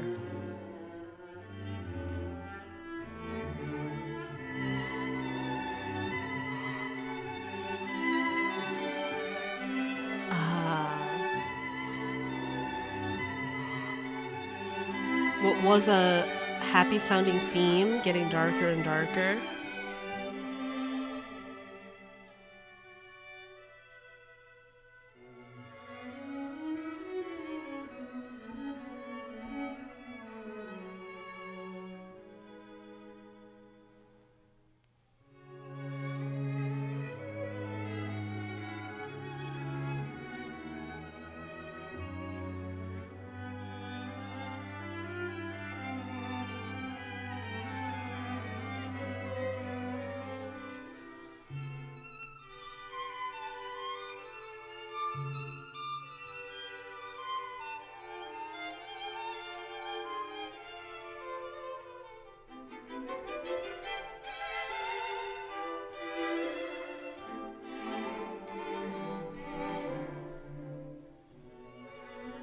Perhaps we won't. I feel like maybe if we listen to the whole pieces, it'll be too long. I don't know. What do you guys think? I don't think so. We're almost through the first movement.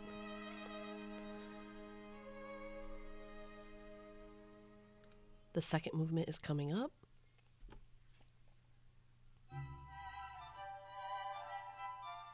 Light at the start.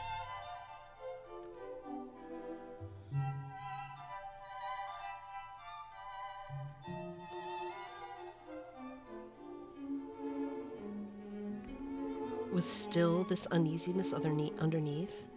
I think it was Leo who yesterday pointed out that sometimes the uneasiness is more beautiful, and I think that's absolutely the case here.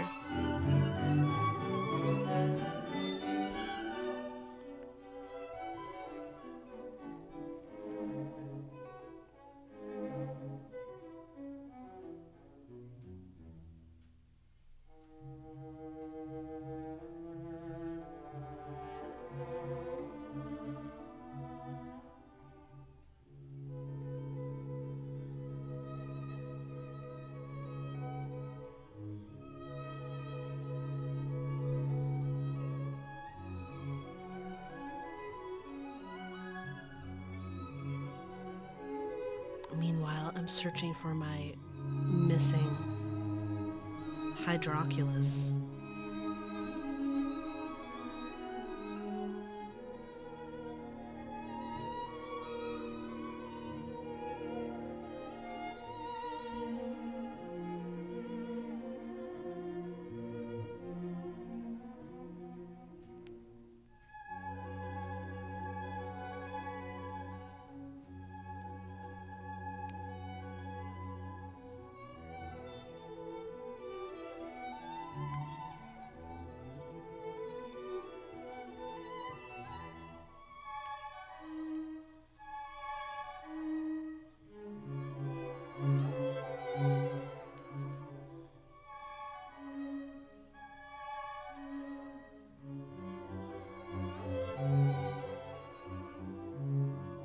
Mmm. There's probably not. I don't know if there's enough time left in it for Kaya Vision story.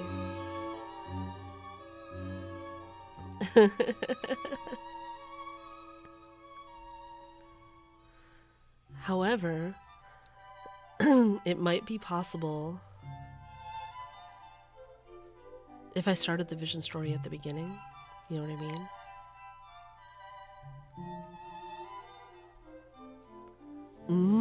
Maybe so, maybe.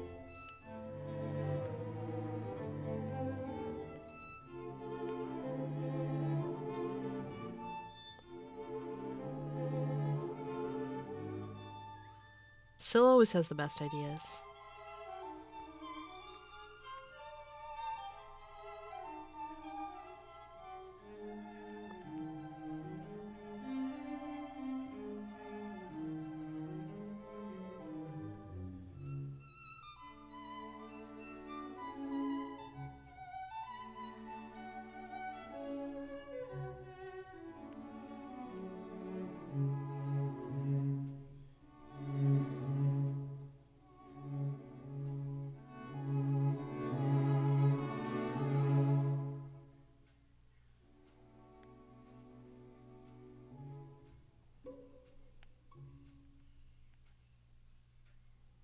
Final movement, and this would be perfect. So for the Kaya Vision story, for when it starts to get into the fight.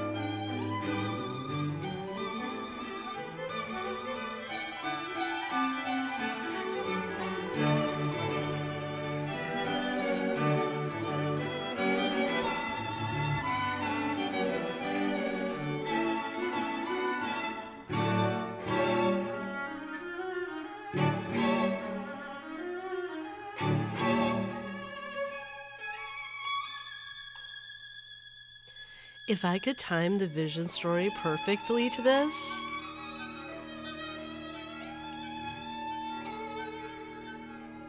what's the last line? Kaya considers this the price he must pay for having to live a life full of lies, or something like that.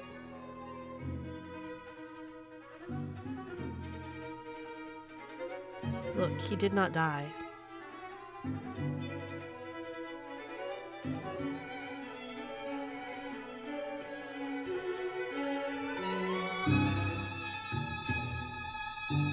He sort of slid down the side. He didn't lose any health.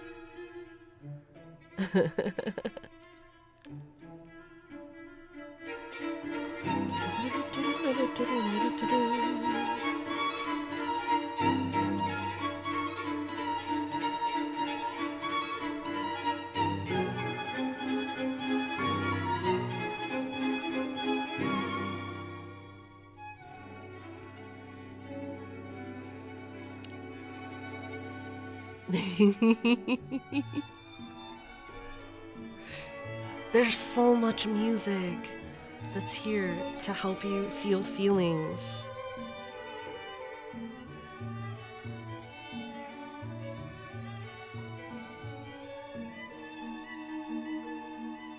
There's a chest there, I think. Beside. Oh, you jumped. It was to the left of you.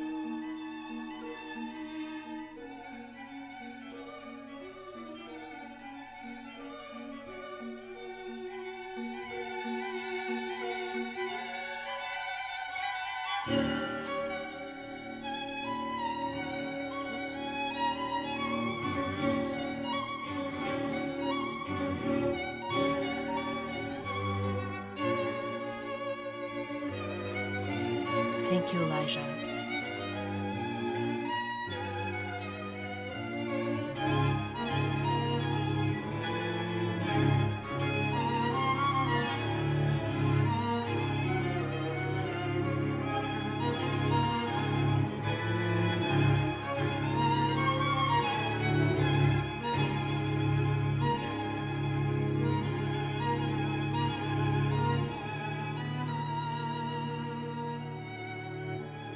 I would say this music is not simplistic at all. Like, tonally, harmonically, this music is not very simplistic. Cloud Advent. I must disagree.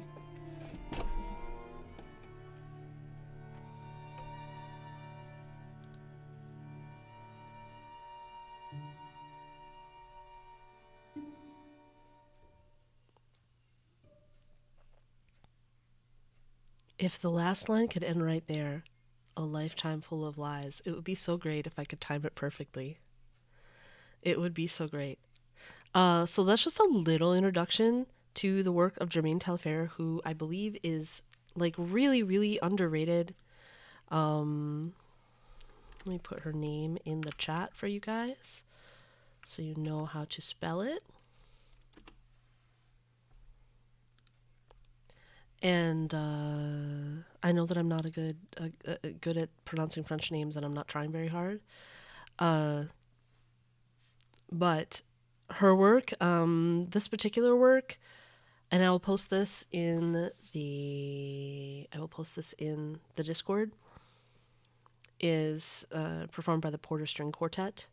But some of her most beautiful work is like for the harp. You guys, this is a piece you will remember. I think I've played it on the stream before. Let me just give you a sense of what it sounds like. Do you guys remember this harp? This harp sonata? Like, absolutely gorgeous. This is one of the songs, this is one of the reasons why her music became such a central part of this one particular book that I have worked on. Is this harp sonata, which is just so perfectly suited for the tone of the book, which is like haunting and odd and interdimensional and but also dreamy, like also feeling like it's stuck in a dream for a lot of it. So to me, that's what this music sounds like. She's written art songs. She's written pieces for full orchestra. She's written lots of sonatas. Like her catalog was not particularly small, especially for someone who was also expected to like live a typical life for a woman at the time, raise children, blah blah blah. Sounds very fantasy. Yeah, very much, very much. Anyway, I recommend checking out her work more. You can find some recordings available now. It used to be pretty hard to find her work. Let me give you a little, let's see, where is the art song? Here's one of the pieces from an art song by her.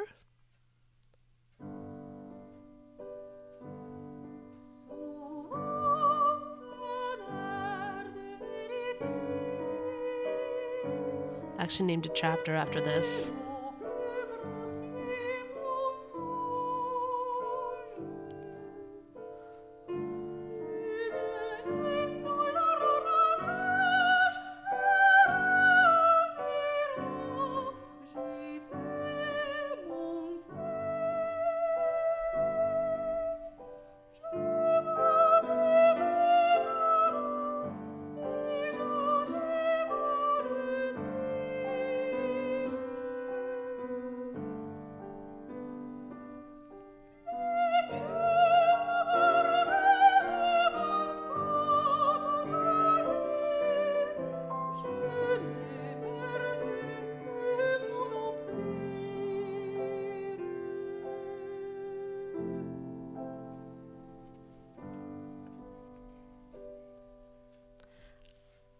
That's the only recording I've ever been able to find of this song cycle written by her. That is 6 songs, 6 French songs, and I think it's a shame. I think it's really a shame. Yes, I was playing a song.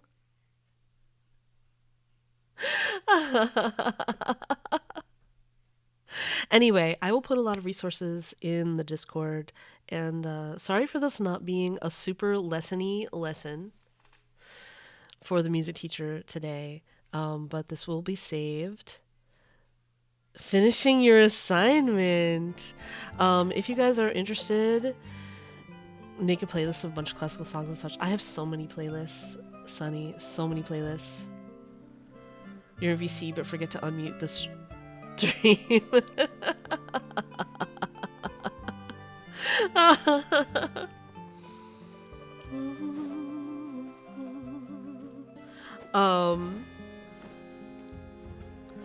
There are so many millions of playlists. I will never run out of music to introduce you guys to.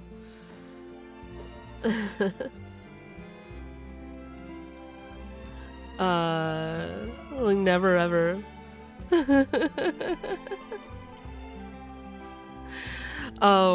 But I will put information about her and her works. I will also save this.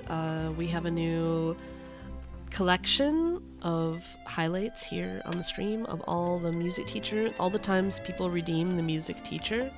Sil, I hope you were satisfied with the results today. It was nothing's gonna make me ultimately start to feel happier and feel better and good than listening to some of this music. Like really, it's just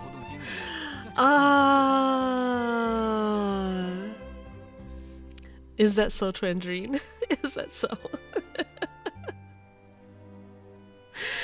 Anyway,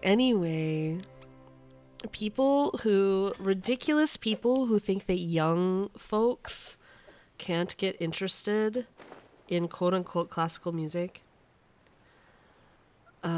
it's just because they never like gave them the best stuff to listen to, honestly.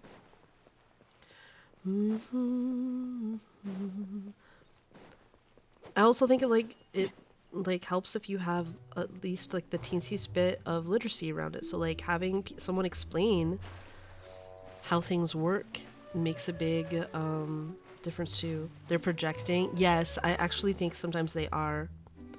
Sometimes the people who say this are adults who really still only like pop music from when they were in high school. And they can't imagine how anyone would be different from them.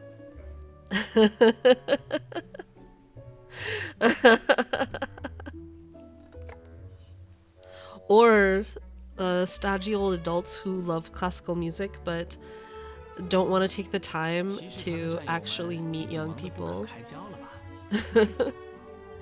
and talk to them about it. Elvis and the other MJ. That's what you come up with. Picturing the boomers that only listen to classical rock derogatory. Yeah, for sure. I'm the main MJ. Whoa, I have eclipsed the way more famous MJ for Elijah. Amazing. Amazing. Actually, yes. Every time someone says MJ and they're referencing Michael Jackson, I'm like, you know MJ? And I'm like, oh wait, you don't mean that MJ.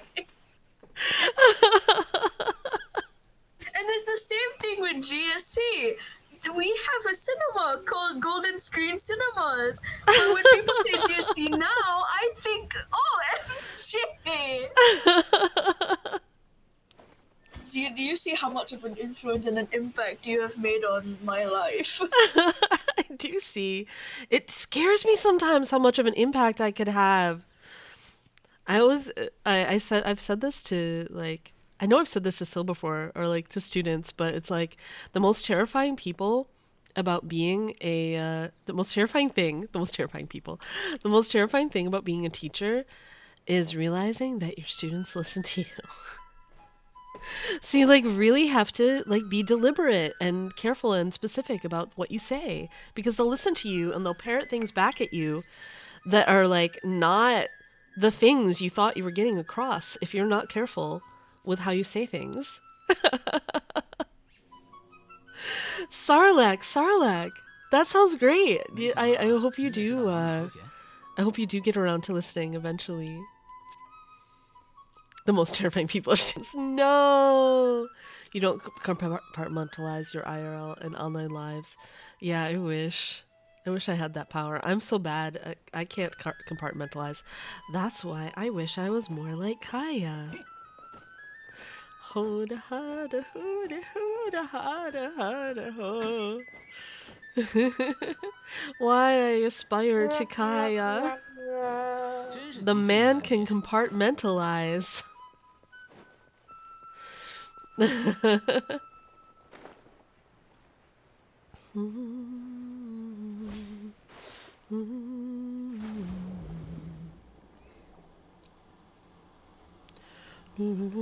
But yeah, still, yeah. If you're not really precise with your words, the takeaway your students have will often be very unfortunate. Or they'll listen to like an off the cuff story. You tell it like what seems like an off the cuff story. They'll forget that. That's exactly the story they won't forget. They absolutely won't forget that story. No matter how much you wish they would. I made a boo-boo.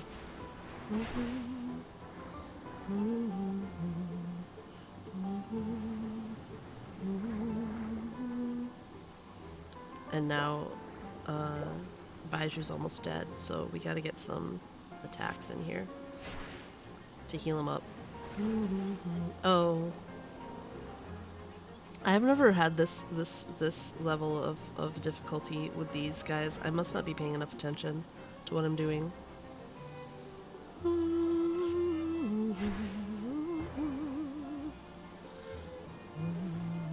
I need to get some normal attacks in here to heal people.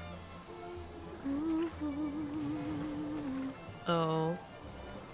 Okay, maybe I need to run away. Maybe that's what I actually need to do. I think maybe I need to actually run away.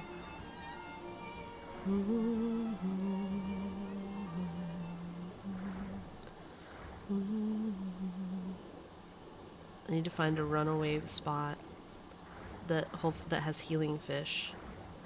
Let's restore.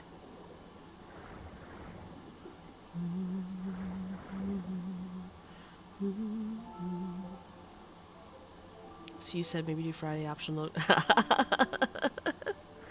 Okay, so like because of the type of teaching that I do, I would say the thing that's made me happiest about my own teaching choices, some of which were not so much choices as realities. Unavoidable realities, such as without a master's degree, you cannot actually teach in the state where I live, in an institution of learning such as a high school or a college or an elementary school, for that matter.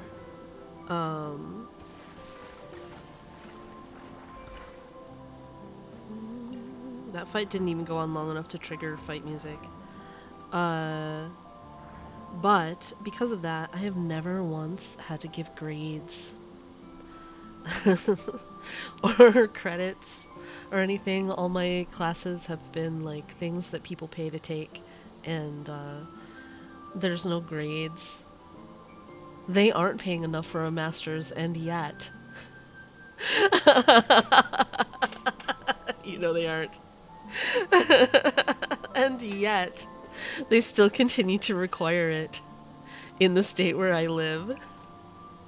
You can get your teacher's certificate without having a master's, but part of agreeing to do it is you have to, part of doing it is you have to agree You have to pass their little tests, and then you have to agree to get your master's in a certain amount of time, even if you passed the tests. Like, you can know the stuff that you need to know to teach. You can be fully qualified in terms of your actual knowledge to teach, but if you don't have that master's, I actually don't know if there's a pay cut, but you do have to agree to get it in a certain period of time after you get your teacher's license, and if you don't, I think their license gets revoked. Or can't be renewed.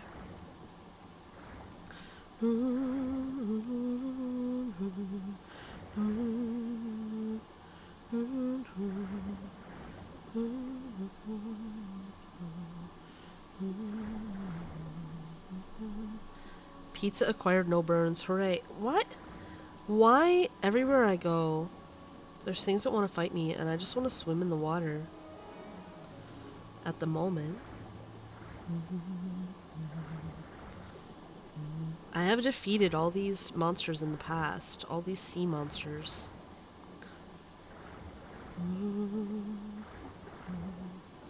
It helps if I pay attention to what I'm doing, though.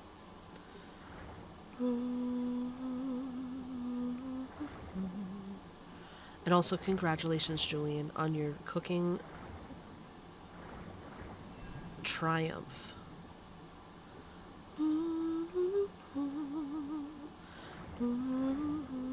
I think these are the same fish that healed me before.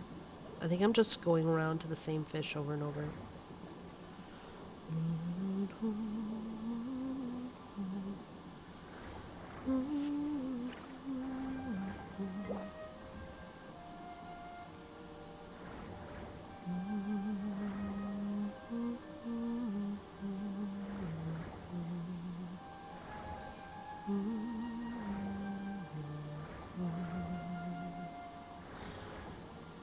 Fish are friends sometimes.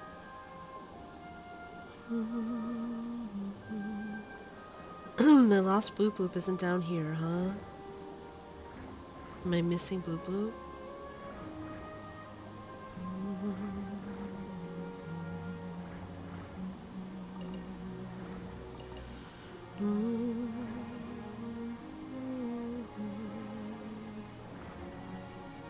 Ah, this music.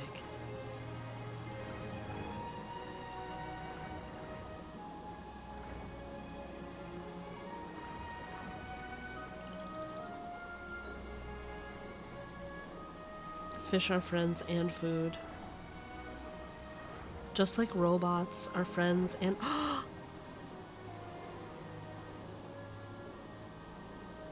We haven't killed any robots today.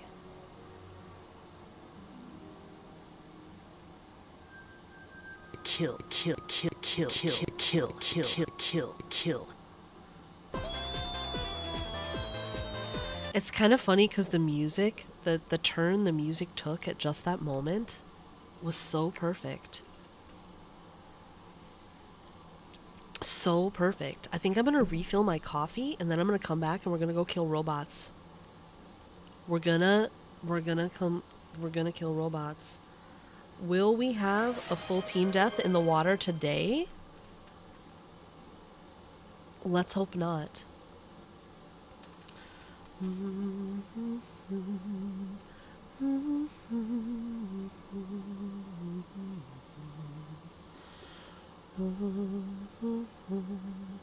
Because Baiju's here. Didn't Baiju die last time? Wasn't it this exact same team? Okay, yeah, we're just gonna pretend no. Alright, I'll be right back. I'll be back, friends. Dear friends, I'll be back.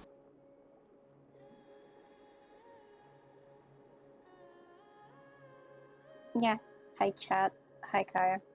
Hey Chad, what's up, Chad? Oh, Jesus Christ. Sorry. What's up, YouTube? What's up, Twitch.com? by Rounds Void. Need a website today? Try Round Void for a free trial. Yeah! Don't forget to like and subscribe. And hit that bell icon. There is no bell icon on Twitch.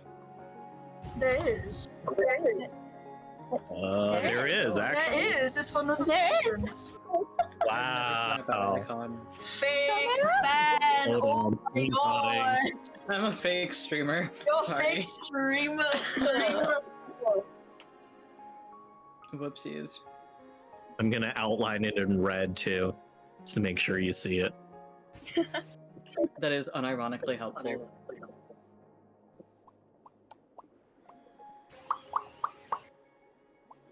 Oh, there's a prediction.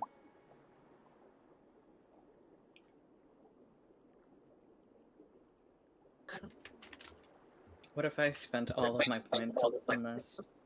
Don't. Go on. Go on. Also, to Why another you're echoing. Oh. I could plug in my headphones, but I'm busy today.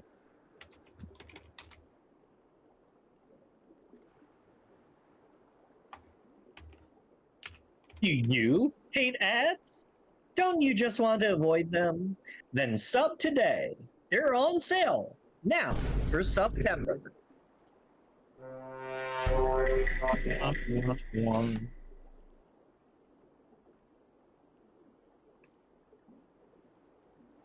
September. Sussy.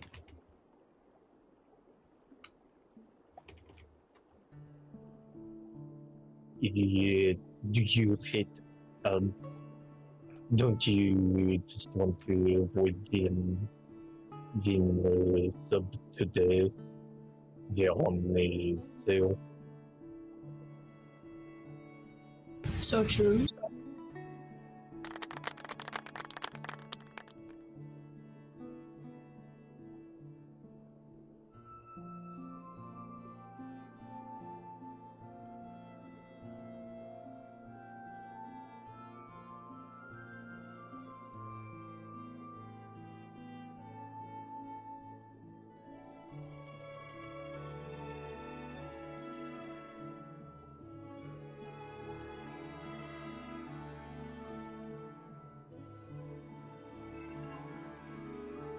I heard a cat. Cat? Yeah, like a meow. I Meow. don't think any of my cats meowed. Meow. Well, Twan is meowing. Well, Meow meow meow. Meow meow meow. Meow. Meow meow. okay, I guess it was twins. Meow. I think it was Twan. It was not twins. What do you mean it wasn't me? Because it was softer than what you were doing. Was it? That's interesting. Okay. Well, there goes the accent switch. What accent switch? I know what you're talking about. Oh no. Oh no. I always speak like this. Always. I mean, I don't even think I have an accent. Do I it in the speak accent. perfect English. That sounded like a fret. Do it in the accent. The one that you're just doing. What accent? The one right now. This one right now, but I Yeah. don't speak with an accent. I speak normal. Okay. What? I speak normal. Just do I the speak repeat. normally. You sound British plus Asian. What do you mean British plus Asian? What does that You're even writing mean? your words. Hi, Dream Taker. Hello, dream taker. Top of the morning. Is that what you say? Uh-huh. Anyway, That's Irish. I did a redeem for you, Twan. Oh, an order. I should not have drank when you said that. Order. Thank you for the very long one. Who said that? I wonder who said that. Wow, I wonder. I wonder. Yeah, It's the I brain mean, who thing. said that? Doesn't sound like me. Do you say that, Eli? What? Welcome back, MJ. Dream Taker, good morning. And also, I'm glad I didn't miss all the accents. I saw that in the chat on this What episode accent? I won't speak with- This is your natural speech, Twin. I speak normal. This is just me speaking normally. Okay, yeah, sure. Sure. Yeah, sure, absolutely. Dream Taker, thank you for the care packages. Mods, make sure you take your care packages as well. And look, no death. Also, I came back with a snack. I thought it was Australian as well. Nibsy, welcome in.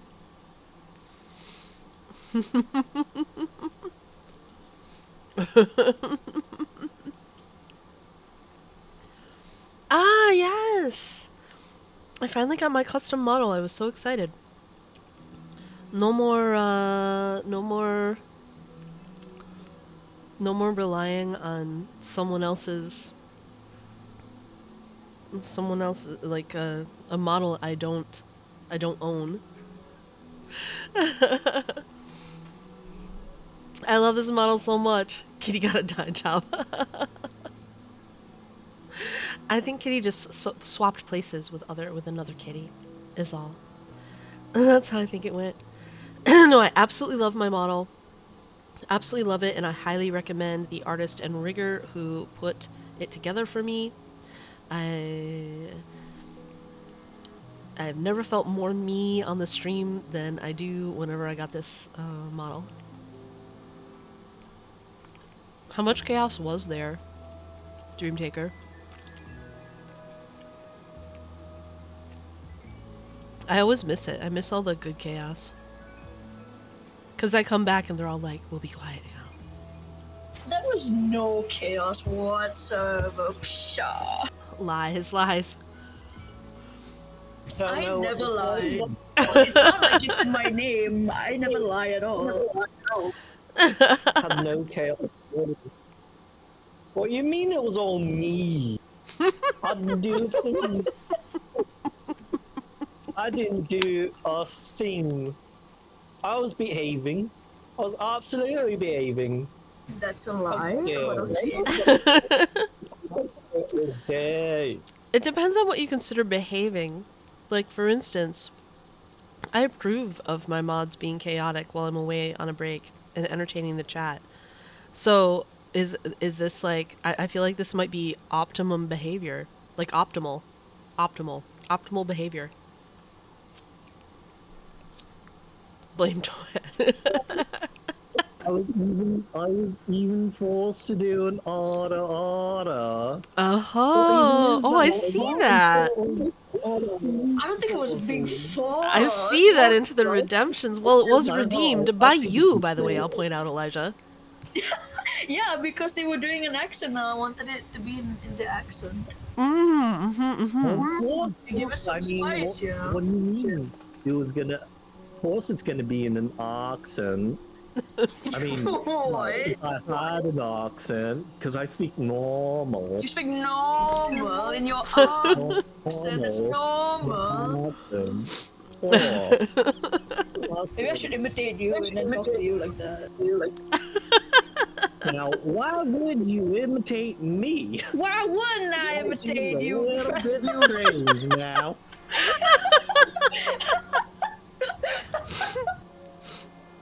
This is amazing.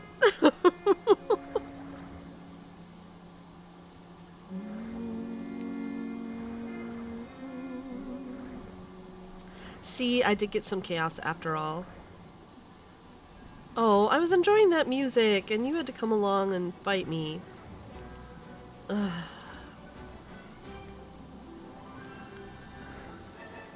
Not interested. Unsubscribe.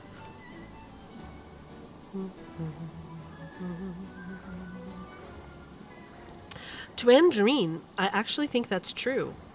I even think that's true in terms of the origin of the southern accent. Oh, not you guys again. Oh my god. Listen, I just want to float through the water. Happy as can be. Can you just, like, chill? Can you just...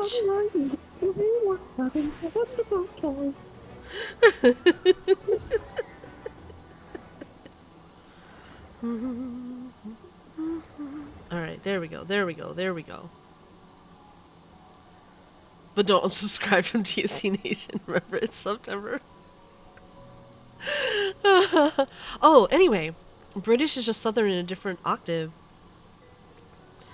I actually think that it's reasonable to suggest that,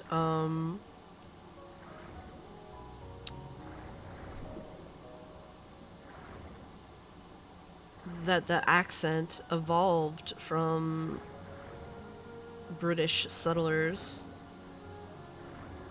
because of colonization.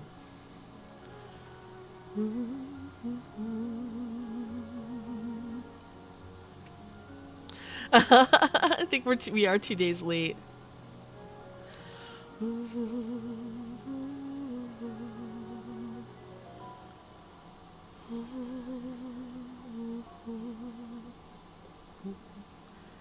Oh, is that did that prediction still get left on? Julian still has like a number 2.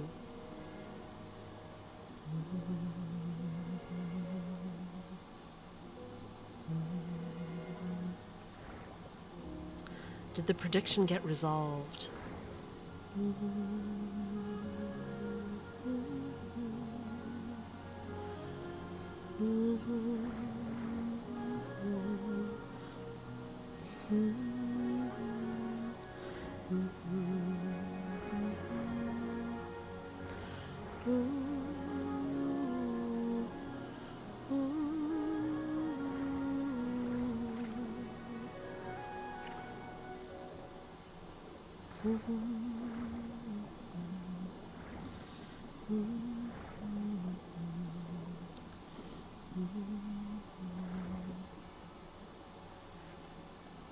Oh my god, things just want to fight me. I'm just enjoying the serenity of the underwater and looking for treasure. Oh wait, we were gonna kill robots. You guys, I need you to like keep me on my game. I forget plans. I forget what I said before the break, that we're gonna go kill robots. I forget how hard it is to actually find things when you have the underground map lit up in an above ground area.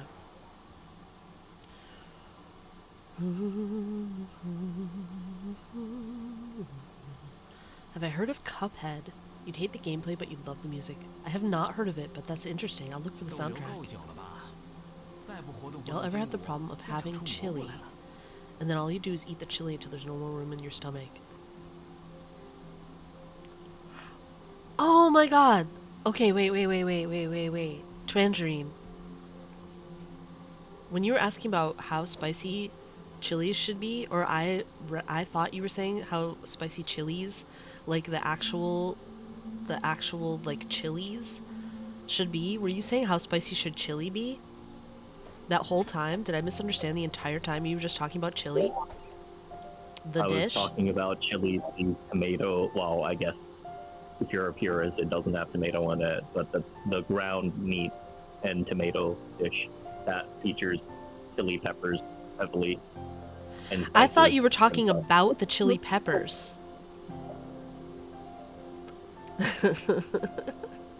Chili peppers are spelled different, but yeah, it's confusing, I guess. I was talking about farming.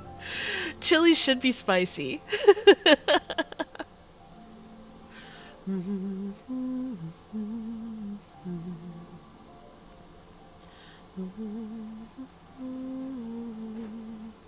It was a simpler answer than I realized, because I thought you were talking about chilies, the pepper. Because I'm silly. And my reading comprehension apparently is poor. It should be. It should be. It should be as spicy as. I feel like for each person. Well, okay, maybe it is a more complicated answer.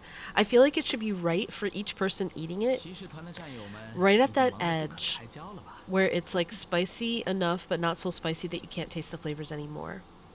And that threshold is a little different for different people depending on their spice tolerance. So like Okay, so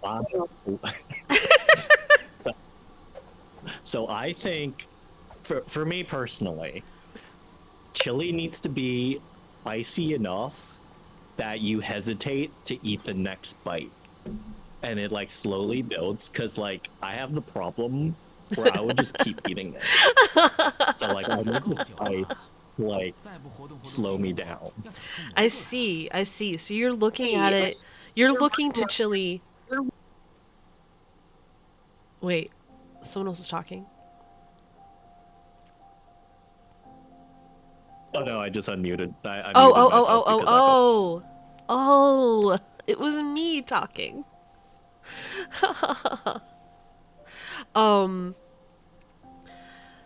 Yeah, so you're looking at it to like perform a certain function for you, to like keep you from eating too fast or eating too much chili at once. Whereas for me, like, so I like spicy food, and I want it to, but there's a certain point where it gets so spicy that all you can taste is heat and you can't taste the flavors anymore. Like, it's just heat, and that's not as interesting to me. I want it to be right at that threshold. I want it to be right at that threshold where it's spicy enough that it's spicy. Like, the heat is there, but I can still taste all the flavors in the dish. Different spice. Well, and that's why earlier different spices for different stuff. Yeah. There are times when I want a thing mild, like specifically a thing mild, with just like a little tingle and not much, not a lot of spice. But it's specific times and specific dishes.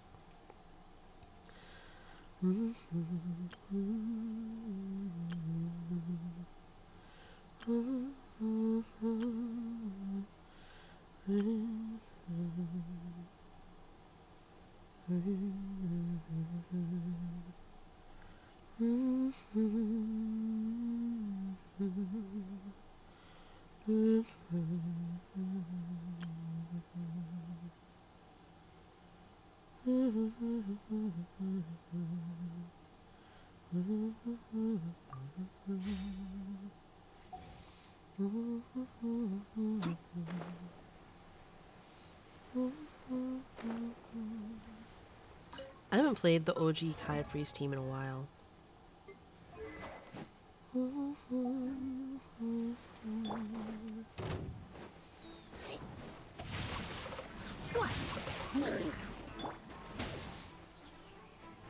Do I even remember how to play? 老实点儿。 Do I even remember my rotation properly? Hopefully.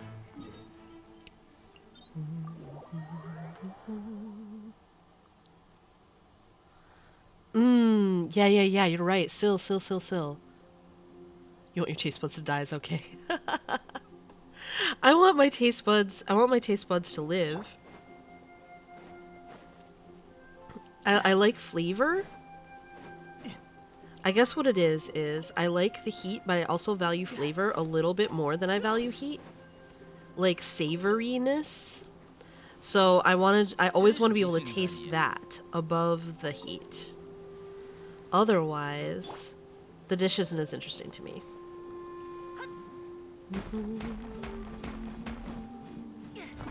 I like flavor.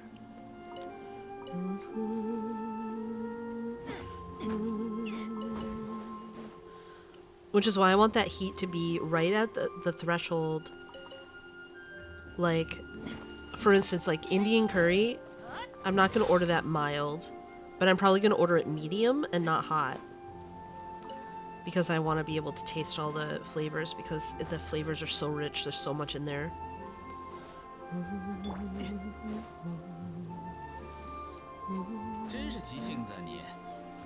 And you're right, mild Japanese curry, delicious.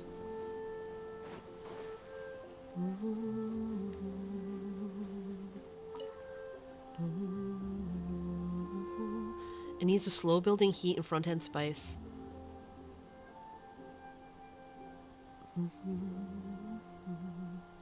For chili, it's 3 layers of heat. Slow building heat sounds right.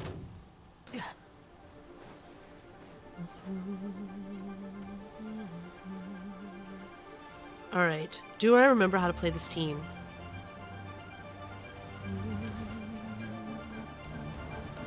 This is the question for us all. 古华生密，鱼线难画，一律奉行。束手无策吧。 The answer is maybe not? 这刹那 Or 将是 maybe. 你的永恒。 That one knockback barely counted. 这个如何？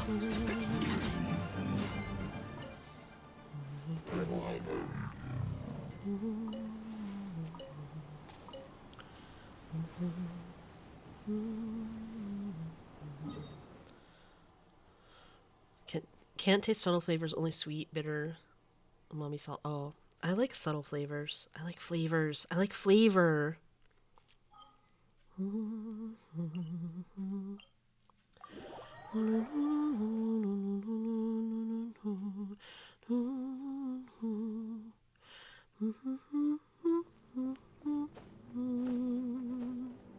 I have to decide when we're going to do our robot kill tour. Maybe next week. Maybe that's the plan for next week, robot kill tour. We start the quest to kill all the robots in Teva, all 601 robots. We'll need to keep count and probably like a spreadsheet of like all the robots. I'll probably have to make a spreadsheet of all the robots. And we'll have to keep count. And we'll have to use the robot spreadsheet. It's like my dream come true. It's like the ultimate happiness. Robot spreadsheet. Robot spreadsheet.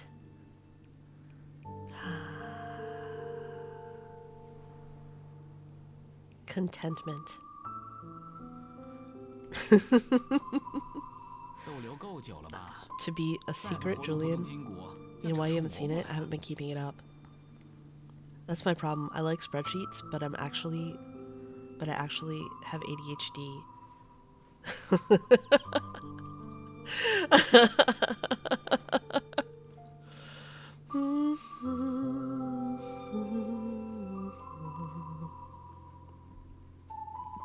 Did you finish up that pivot table on that TPS report?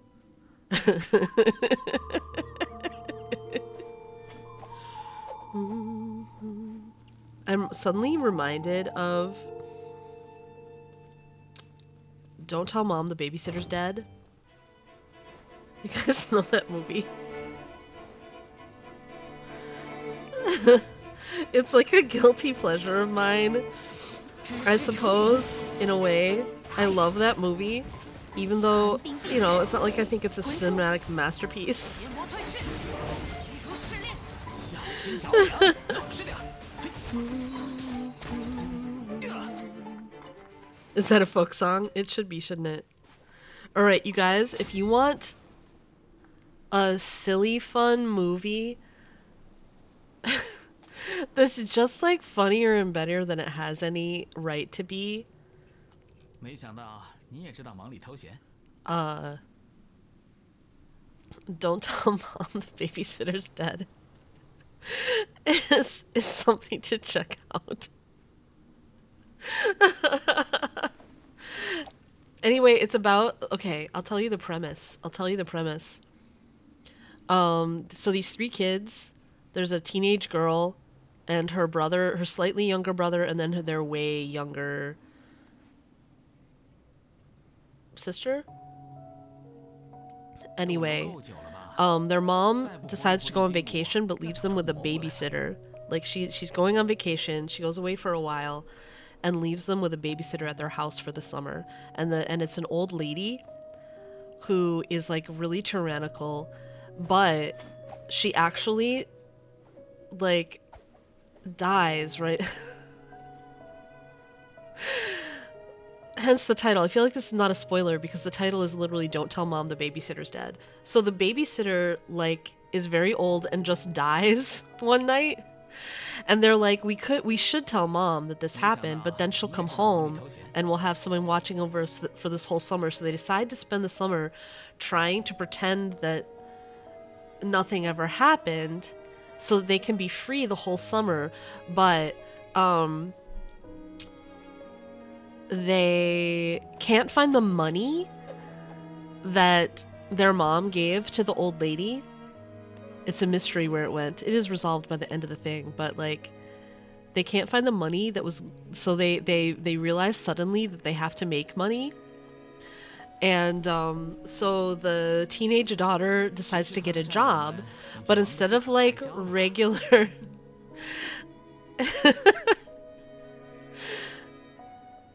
it's actually a funny bit where the old lady's corpse goes, so I won't spoil you for that.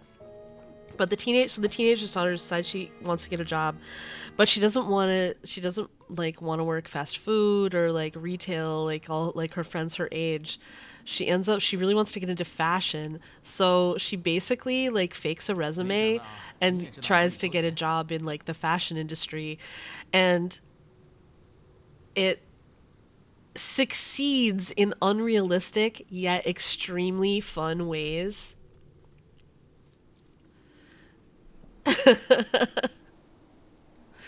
But you'll understand why the thing the twin was saying reminded me of that if you watch the movie.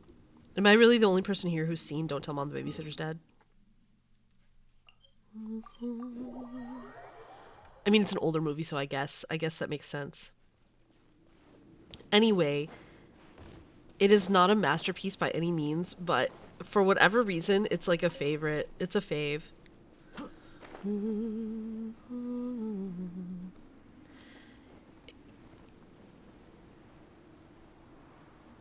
Came out before you were born. Did it really? Is it that old? It stars Christina Applegate in her youth.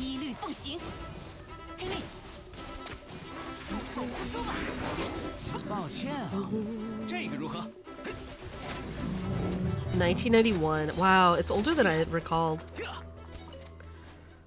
I don't think I saw it. I didn't see it when it came out. I saw it later when it was on like cable. But then it was the kind of movie that I would always watch if it was on, you know what I mean?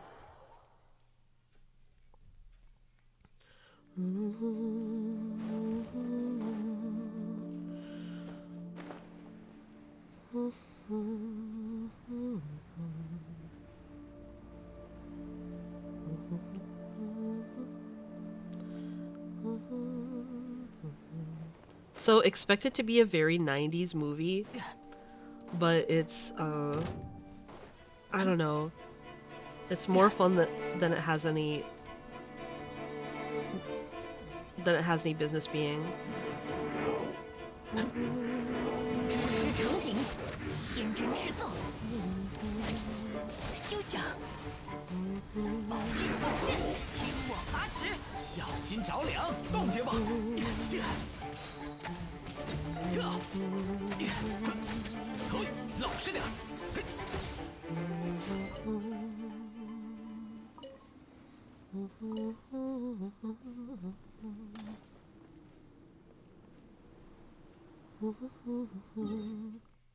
You'll have to tell me what you think. It's a silly movie, you guys. Excel lets you use Python now? Wait, actually?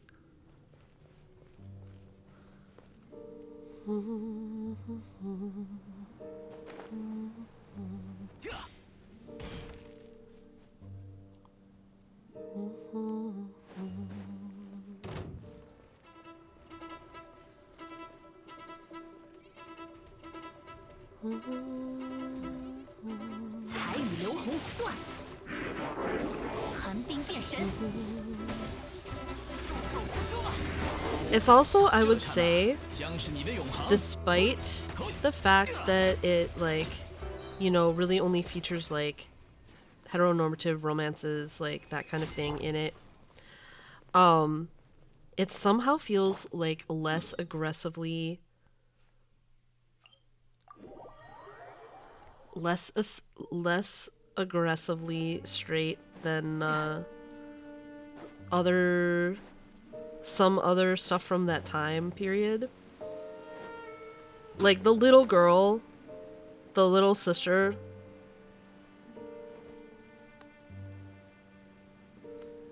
there's no way. And then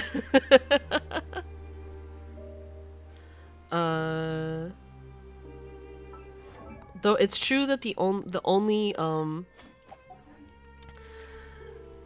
actual queer characters do commit a crime and are sort of the enemy at one point in the game, but basically there's a group of drag queens that steal their car.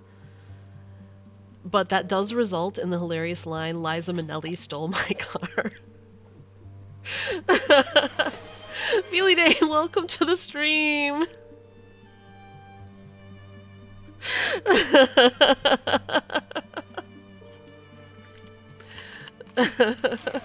Thank you for the care packages. Feely Day, how are you?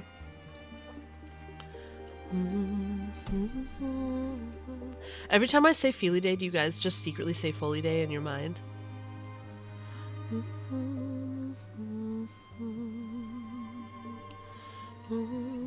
Yes. No, I say potato. Elijah. Potato or fotato?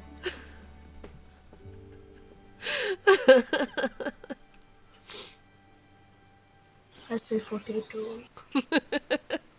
You say potato and I say fotato. You say Philly Day and I say Foley Day. Oh my goodness, Raiders! Shilaurora. Shilaurora. Shilaurora.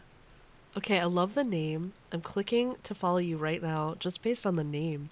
You guys, please click the heart at the top of your chat and follow our raider, Shilaurora. Shilaurora. Wait, am I even saying it properly? How was your stream? Welcome in, raiders. If you are new, hi, I'm MJ. I'm a Kaya main. I play Genshin Impact every Monday, Wednesday, Friday, Saturday, and Sunday. I use any pronoun. I'm thrilled to meet all you guys. Thank you so much for coming in. And Shea Laurora, tell me if I'm pronouncing your name properly. You were exploring the desert? I love the desert. But you're crying. Was it painful? Did you find things you were looking for in the desert? Primo crumbs for next patch. I got you. I'm still missing an Oculus from Infontaine that I haven't been able to find, and yet here I am, killing robots in Enkanomiya instead. That's why you cry. Oh no.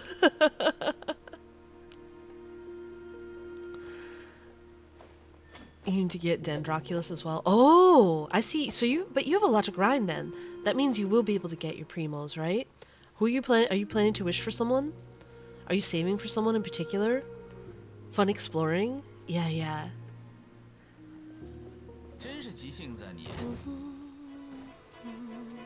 I love exploration as well. Do you have a main? Chez l'Aurora.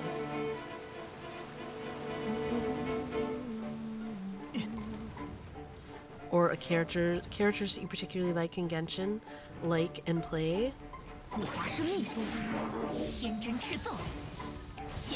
Oh, Shell. So I probably am pronouncing it wrong.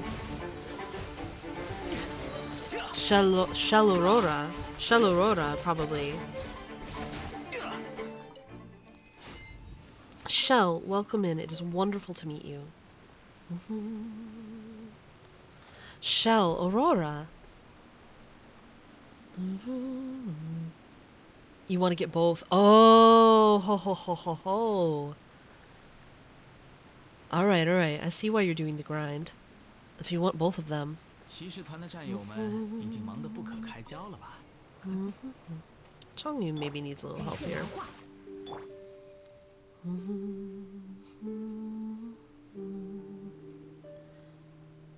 Shella.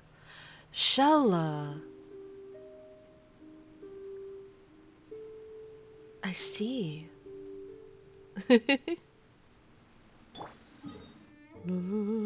Well, it's wonderful to meet you. I am MJ. I can't wait to check out your streams sometime.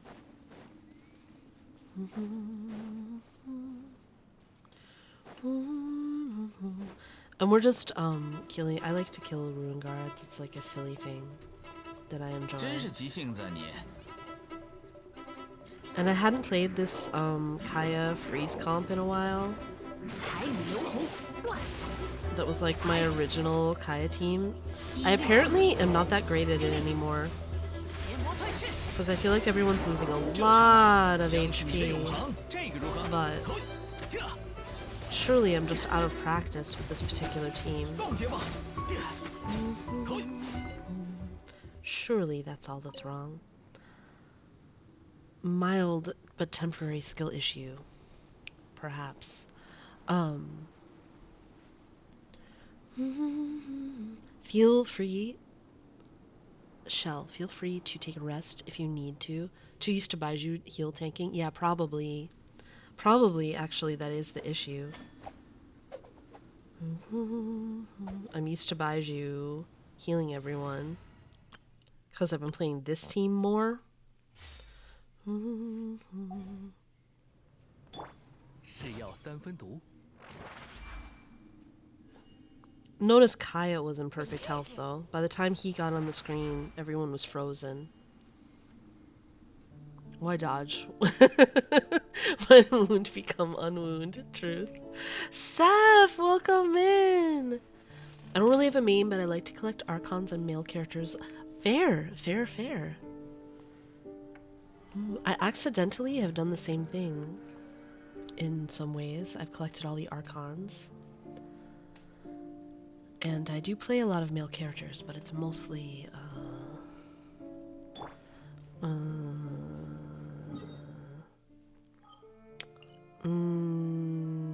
how do I want to say? Gender identity issues. Scammers and sillies. Yeah, scammers and sillies. The two S's. Are these guys awake today? No.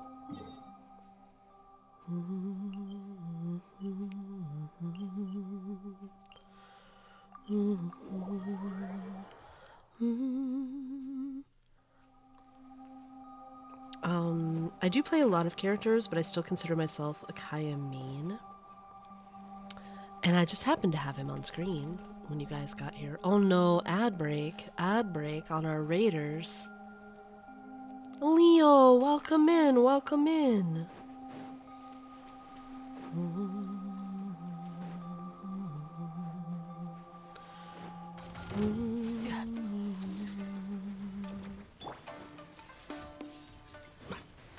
贴长苦尽甘来，知师成景，断！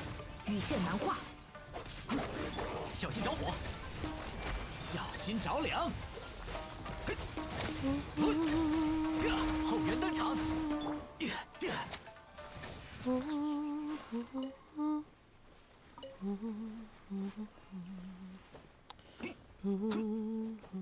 I'm gonna assume my raiders are all stuck behind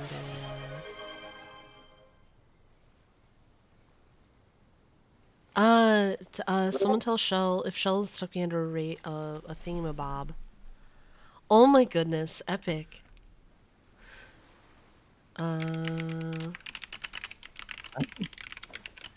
Thanks again for the raid. Wait, maybe I should.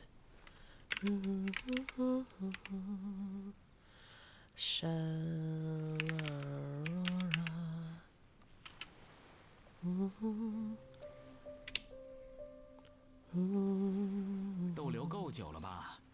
再不活动活动筋骨，要长出 Epic. 蘑菇来了。 Epic, who do you want to flex? Who are we flexing? And also, I need your user ID.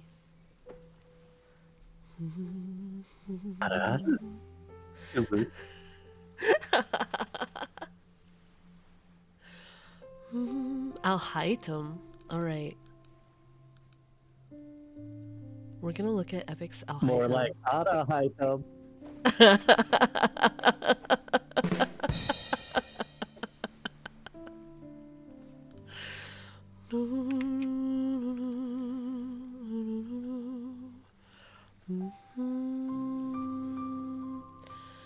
We're lost without you, 没想到你也知道忙里偷闲。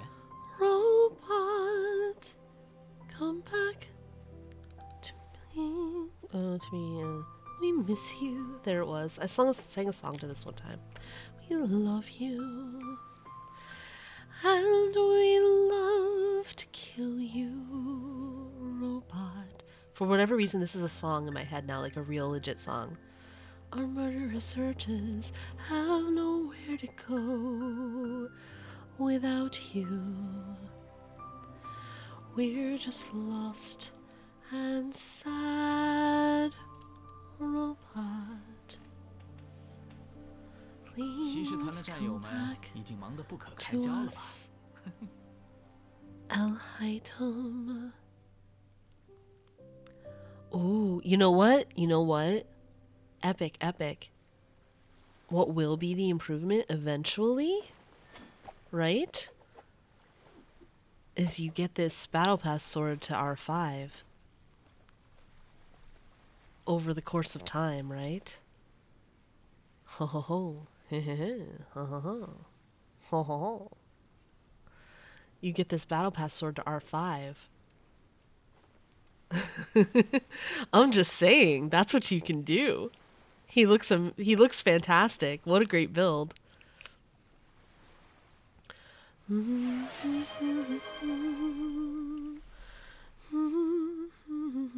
We are okay, Shooting Starry. I feel like I'm gonna put Venti on screen for you, but I feel like you deserve a refund, even though I'm going to put PP Venti on screen. Because we're gonna have to raid in a couple of minutes. It's not a review, it's a flex. You just redeemed the flex, right? This is not a review. Flex your character. He looks fantastic. The flex worked. The flex is amazing.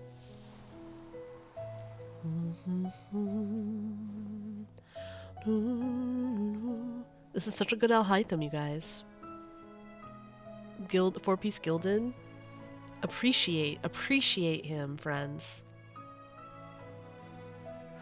Thank you for letting us see your Al Haytham.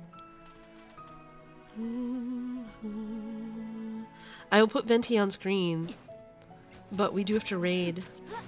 We'll go kill these robots with Venti, then we'll raid, but you can't you won't be able to get your full time with Pew Pew Venti, so that's why I think you deserve a refund. Yoo-hoo!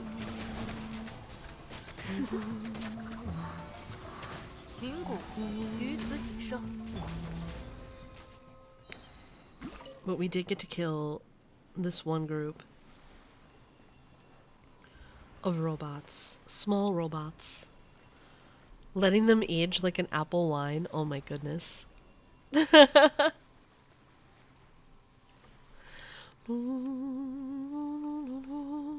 Epic, epic, epic, epic, epic, epic. Before I find the I'm looking for the raid. I'm gonna look for a raid target. But how are you doing?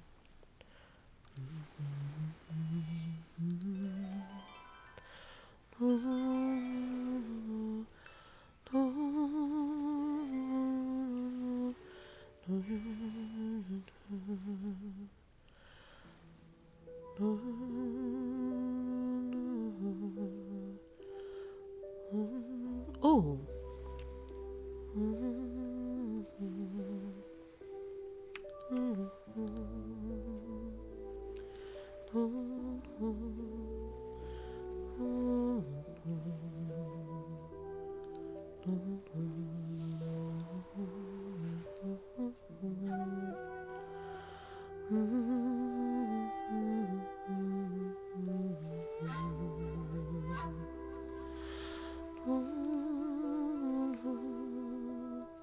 You guys, we actually have an opportunity to raid back Neo Hyperdrive, who just raided us.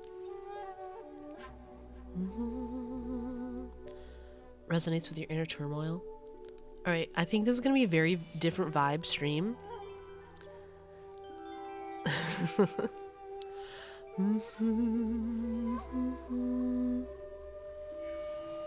But maybe you guys, this is going to be a very degen stream. Are you guys alright with me taking you over there?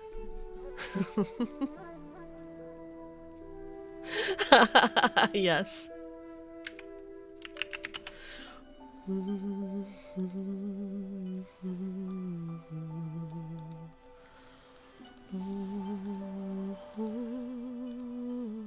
Yeah, I'm gonna take you guys to. I'm gonna drop you off someplace very sus. Oh wow, they've been on a long time, but they don't seem to. They're doing a quest, so. All right, we're gonna go over there.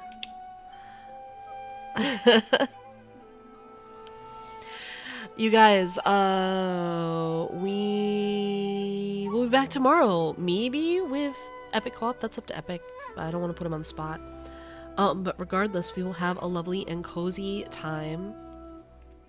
And here are your raid messages. And we'll be back tomorrow. Thank you so much for hanging out with me today. We had a lovely, cozy day. And especially, thanks for putting up with my like weird mood in the beginning, my bad mood. You guys are great. I feel like I was extra irritable earlier in the stream. I don't like that. I don't like it when I'm like that. So thanks for cheering me up and making me feel better and making the stream lots of fun and listening to music with me. I adore you all, and I will see you tomorrow. And let's go on this raid right now to Neo Hyperdrive. I'll see you guys over there. Bye.